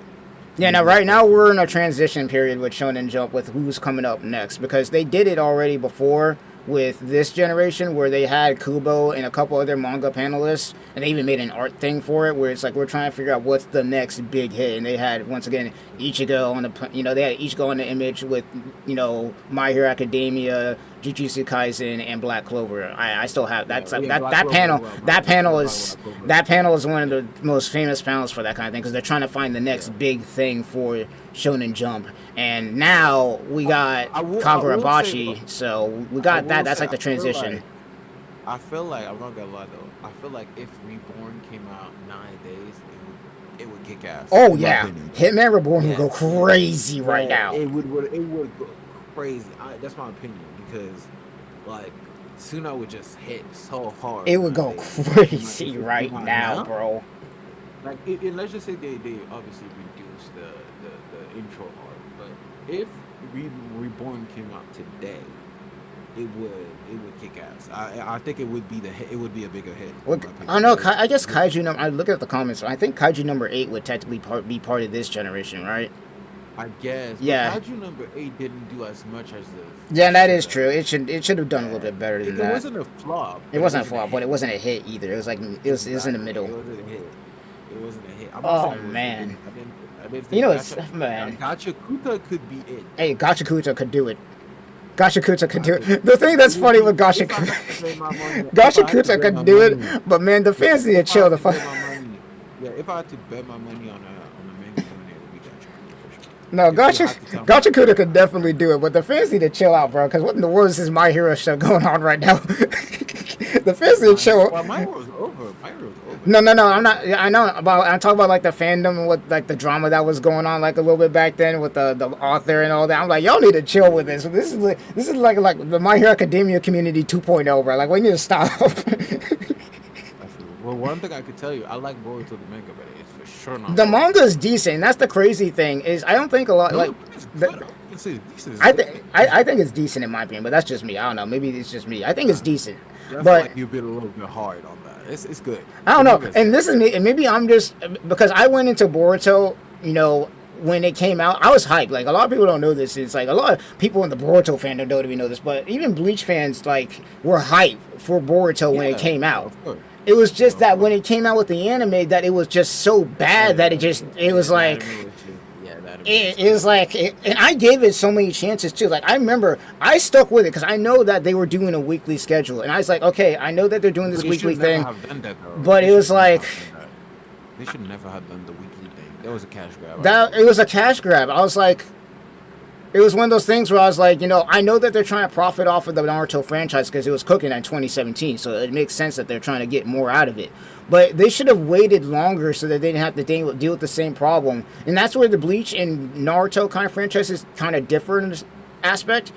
Is Bleach decided to make the smart move and end its anime in 2012 and put it on hiatus and keep the manga going so that when it ended, that they had time to animate it because the production for Bleach Thousand Year Blower, a lot of people don't know this, the pre-production for Thousand Year Blower got approved in 2017, which is around the same time that they announced Boruto and then had the episodes going and whatnot. Boruto, on the other hand, came after Naruto, and they didn't give it too much time to cook and push out the manga to the point where they didn't have to worry about the 70% of filler that they had now. So it's one of those things that for me, the manga is fine. It's decent. I like it and whatnot. But the anime, I was so hyped, bro. I'm not even going to lie. I was in the military at that point in time. I was overseas, or not overseas. I was in Virginia when I was watching Boruto. And then I remember when they introduced Kawaki because I was still, you know, watching it. And I was like, hold on, we're getting somewhere now. When they introduced Kawaki after they did the whole Naruto and Sasuke. Yeah, where he pops off and whatnot. When they were doing that, and, you know, it was after the Naruto and Sasuke hype with Momoshiki, which that's still one of the best animated Naruto or Boruto fights that has ever been made. When they introduced Kawaki, it got to a point where I was like, yo, Kawaki, I'm more interested in this dude than Boruto right now. I was like, yo, this man's popping off, dude. But it's one of those things that I think I'm jaded a little bit from how the anime was just done. That might be why I'm like that, because I came in and I was actually hyped for Boruto, man. A lot of people a lot of people don't understand that. Bleach fans, like, and Naruto fans, they kind of interlap a little bit. We kind of just hyped each other's series up a little bit. It's interlaps. It interlaps. I'm sorry. I can never say I'm not a fan of Naruto. No, but Naruto's in my top 5. One Piece, Dragon Ball Z. Naruto's in my top 5. Like, if you like, that's why I so do not understand the sometimes the anime like wars. The wars and whatnot. And see, that's where the beef came. I think that's where the new gens and whatnot came in from. Is because once again, anime got extremely popular in 2020 when Demon Slayer popped off, and then everybody was locked inside, and then everybody started discovering anime, and now you got all this beef and shit that came out of nowhere. When previously the only beef we had was Goku versus Superman. That's all we had. That wasn't really anime beef. That was like DC versus anime. Yeah, no, I feel because I'm like, bro, if you were a fan of Bleach, you were a fan of Naruto or Naruto, bro. It was just there. It's like saying I don't like this. Like cartoon's my favorite cartoon, so I'm not gonna be a fan of. Yeah, no, that just wasn't a thing back then. It was like if you were a fan of one, you were a fan of another, man. I'm saying most likely. Most likely, not all. Yeah. Some people didn't like if some people that like Naruto didn't like Bleach, but I'm saying most likely. Most likely, yeah. Yeah, most likely you was like, and I'm saying that's as somebody that watched so many things. I watch things that like Like I remember every anime I could get my hands on. Like when I Oh was yeah, younger, I would oh, watch. I was in Like there, I would man, watch. in Like there. in Friends, we would have Black Butler that would come on TV. I would watch Black Butler. I would watch If it was on everything. Adult Swim after night and they were showing an anime, I was watching it. And Exactly. especially back then, Exactly. it was the struggle days back then. You gotta think about it. For us, depending on where you were and the town that you were in, so many of these places just didn't have that anime stuff. So for me, like for instance, like I didn't have a computer back then, so I was going to the library watching anime episodes. Or if I wasn't on a computer because I ran out of time, I'm over there in the manga section with books surrounding me. I'm talking Yu-Gi-Oh! GX, Bleach, Naruto, Siren, which all the way Siren's getting an anime this year, and I can't wait to. If you haven't Yeah, seen or read Siren yet, one if of the y'all haven't greatest read that, man, I Siren is can't. one of the golden mangas. I've read it. I finished it. Oh Siren my is so good. gosh, man. The fact that we're getting that It anime took right now. so The long. fact that we're getting that this year, And bro. I'm scared. I'm scared that the anime's not gonna look good though. I'm scared. I ain't gonna lie. I need to see the first episode before I say anything. I need to see it. Yeah. But I would say I'm scared. I'm scared. Based on the trailer I saw, I'm like, I hope it's gonna be good. I'm really, 'Cause really, that really manga is hoping, good. man, That because they manga is can't. good. It's been, I don't know how many years it's been at this point since Siren came out. It's been a long time since it finished. But y'all had over 10 years easy, and with modern animation and I forgot who's animating. Is it studio? Is it 1A Studios? Is it them? I don't I know. need to check. Who's I don't know. animating that? But I all I will say is that like Sirens is definitely one of the good ones. One of the good ones. For Yeah, sure. but it was like one of those things that if back then, if it was struggle, it's like you were either reading through Shonen Jump magazine, because that's what I was doing with One Piece a little bit and Bleach a little bit to some degree until I went to the library, or if you had a computer or if you had a library, you're watching it on some pirate website, because that was the struggle back then. Crunchyroll was a pirate website at that point too, or it was like you had DVDs or tapes or whatever. It was like whatever you could get your hands on as far as anime was converged. It didn't matter what it was you were watching. Like for me, even the Ghibli films. Like my grandmother, she worked at a Value Village, and she sometimes would find some anime films that she thought I would like, and then I'd watch them. Like like Kiki's Delivery Service, Totoro, or what was the other one? Spirited Away. Those ones. Yeah. Yeah. Like whatever I could get my hands on. No, I feel you. I feel you. Like what I will say is like I definitely understand completely. Like I guess on that note, I'm gonna go and watch other things and do other things. Oh and no, so all on. good, But all good. I love having this conversation with y'all. You know me, Shikai. When it comes to weebness, I'm always like In there, man, I'm in always, there. yeah. So I usually have I'm these always open to those. Once again, I usually post it at least a good 3 hours or so beforehand. Like whenever I do these podcasts, if you want to join in, just join the Discord and we can get into these calls and go crazy, man. when it comes to weakness, I always say that to people. Weakness has no ethnicities, no gender, no nothing. When you're weeb, you're just a weeb. You know what I mean? Yeah, in a for good real. way. In a good way, you yeah. guys know, yeah, like no matter what, if you're not into shonen, if you're too more like maybe like niche stuff, or if you're too isekai, or if you're into whatever the case might be. I'm dumb as But you're hell. weeb, you're weeb. I just realized this. Yeah. I'm dumb as hell. They released a teaser trailer for Siren in June. Yeah. How the hell did I miss that?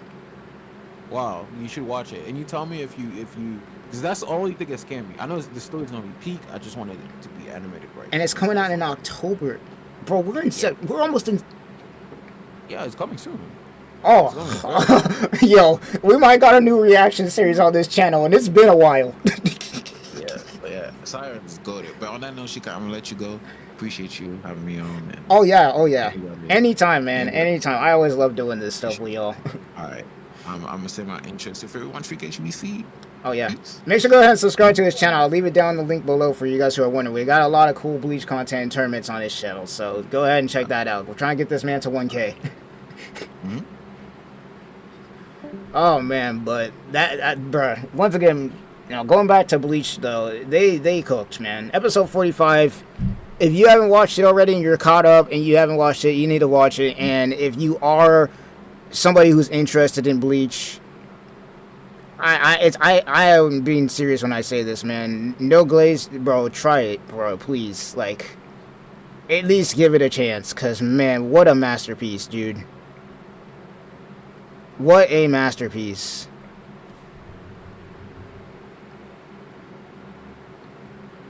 Blue Lock had the potential to be the greatest sports anime. The manga is still good and always in top 5 selling every year with the episodes they be making. Yeah, it's one of those things that it's really dependent on the studio when it comes to the anime. It really depends on the studio, and it also depends on what they're doing. And that's another thing I want to talk about here before we end it. But I think, you know, Bleach, it's not even just changing, and I might be overglazing here, but it's not only just changing, you know, when it comes to like inspiring new anime, it's not even just changing the anime landscape when it comes to that, but it's also changing how anime are made now, because now the seasonal blueprint is like the thing that people are doing now. It's not the weekly blueprint anymore, because people are realizing that it's like, if you do seasonal, you don't have to worry about the production issues that you would have if you're doing weekly.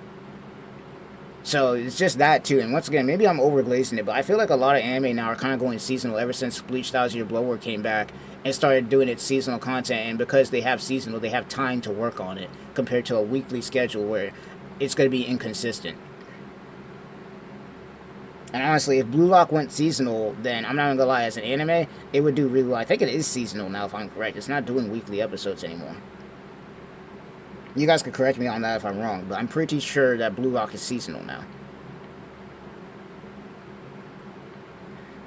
But either way, bro, and once again, shoutouts to the entire animation team. Shoutouts to Kubo for making this episode. And bro, I'm not even gonna lie, we're going in blind next episode. So if you're caught up like I am, bro, sit back and enjoy the ride. And if you haven't watched Bleach yet, man, watch it, man. And I even recommend getting the manga, even though the manga's rushed. The artwork in the manga, it's amazing. And for Thousand Year Blood War especially, it's really amazing that Kubo was able to draw what he was able to draw while his shoulder was the way it was, and being rushed at the same time. The man is a legend. The man is a legend, man. But I think I'm going to stop yapping here. You know, once again, I think I yapped enough for y'all. We did a 3-hour podcast, man. Absolute peak. Shoutouts to HPC. Shoutouts to Zach for joining in here. And I'm doing these weekly for Thousand Year Blood War. So next Sunday, we're going to be back here once again at 1 o'clock. Doing this again for the next episode. So if you ever do want to join in on these, I usually post early, usually a good day or two, or sometimes even at least a good 6 hours or so beforehand, when we're going to be doing these podcasts, so that if you want to join in, if you've watched the episode, you can join in and give your thoughts on what you guys, you know, think, and then we just talk about anime and stuff like we're doing now. But either way, shout outs to all y'all for joining in. Shout outs to the production team for making this episode, just making Thousand Year Blood War as good as it's been, bro. Just a masterpiece of an anime that we've got going on here. And shout outs to all y'all, man, for joining in on these every week and whatnot. And then also shout outs to the subscribers and the people who are following me on this channel and whatnot. Y'all guys are killing it. You guys are killing it. But I'm gonna get out of here. Take it easy. And also make sure to like, subscribe, hype the video up and whatnot, because I got a lot of content that I'm thinking of making right now. Once again, I got to still pull this new Ichigo for Grave Souls, and then you already know I'm going to be on that Bleach Rebirth of Souls, you know, making content with the Toshiro and whatnot. We got tournaments that I'm trying to schedule, and then who knows when the HBC is going to get his tournament with, you know, DT going for the top 8 Rakongai District tournament. And there's a lot of content coming for y'all. That's all y'all need to know. A lot of content coming for y'all. So stay tuned, and I'll see you guys all in the next one, man. GG's. Not GG's, but oh my gosh, my brain. But I'll see y'all in the next one, and this is going to be ShikaiShinobi signing off, man. Peace.